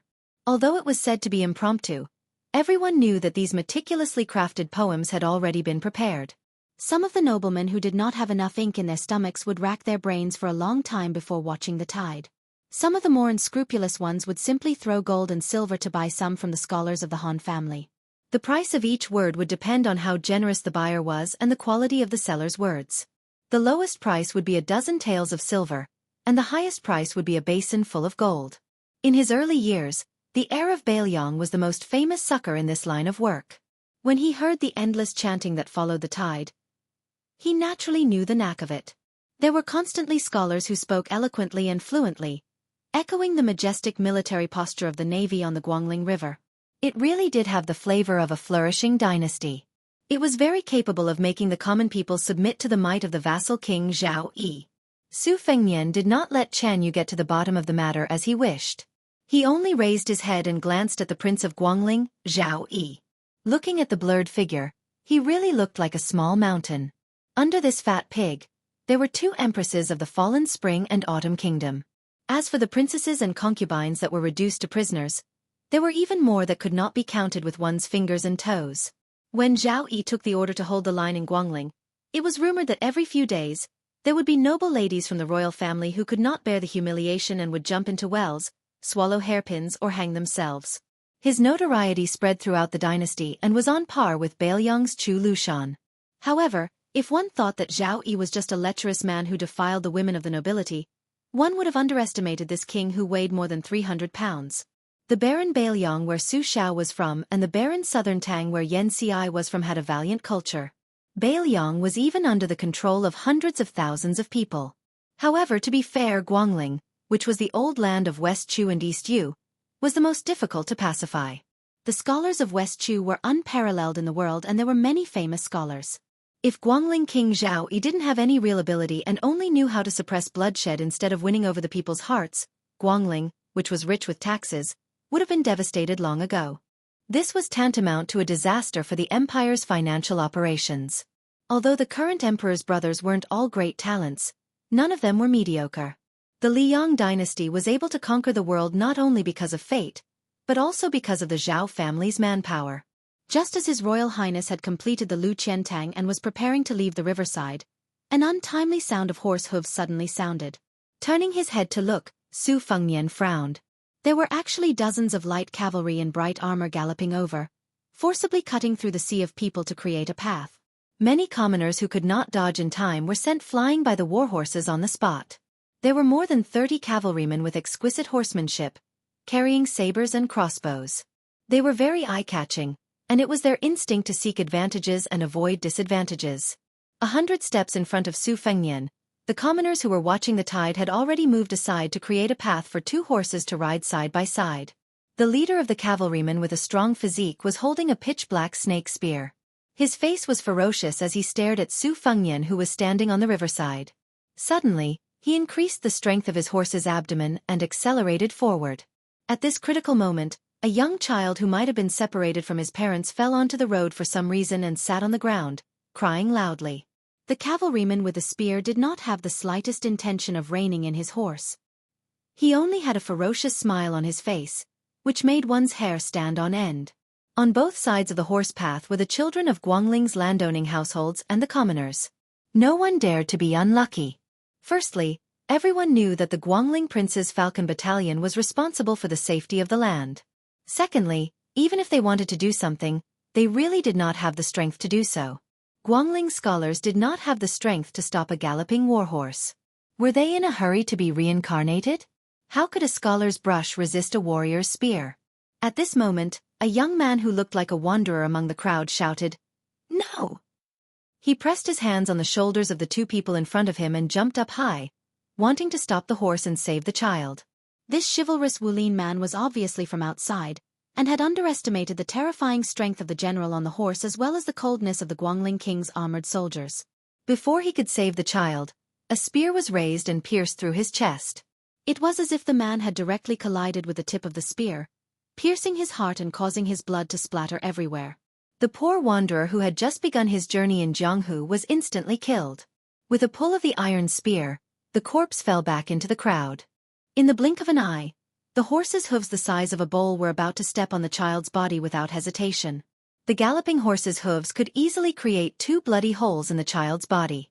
There were those who could not bear to watch and those who were watching with their eyes wide open.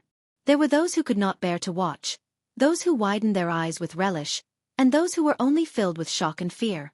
After the horseman killed the child and pulled out his spear, he cast a piercingly cold look at the young man in the distance. However, his pupils violently contracted, and he was 100 times more surprised than when he had dealt with the reckless Jianghu youth. In the eyes of the crowd, they could only see the handsome young man wearing a brocade robe and a white fur coat. The tips of his feet were like a dragonfly skimming the surface of the water. After touching the ground a few times, he arrived behind the crying child. He bent down and grabbed the child's collar towards his chest. Then, he came to a swift and unrestrained stop. His slender body slightly leaned back, but his footsteps did not stop. He faced the general on the horse and swept backwards. The general was filled with a sense of mania and anger. How dare this kid show off his chivalrous demeanor in front of his spear? The general on the horse raised his iron spear again. Borrowing the horse's momentum, he thrust it towards the young man's chest. He shouted, "You're looking for death." The young man did not seem to use any force, but his retreating speed suddenly increased to the extreme. He was as swift as a rainbow, and immediately pulled away from the horse for a long distance. He placed the frightened and dazed child beside a female servant dressed in green. Contrary to everyone's expectations, after the young man who had forcefully seized the opportunity to save the child, not only did he not stop while he was ahead, but he shook his shoulders and the fox fur coat he was wearing was shaken out of his body. The female servant dressed in green clothes and embroidered shoes gently caught it. He himself once again rushed forward. The spear came with a menacing momentum. The young man who had just displayed a method to save the child was like moving clouds and flowing water, and it was pleasing to the eye. Now, he expressionlessly held the spear's tip. Without saying a word, he suddenly pulled it back. This actually encouraged the horse to charge forward with a thunderous momentum. The next moment, everyone's eyes widened and their hearts surged. The young man who looked like an elegant young man from an aristocratic family, far more than a Jianghu wanderer, suddenly stopped. He leaped up slightly, pressed down on the horse's head, and pressed it down.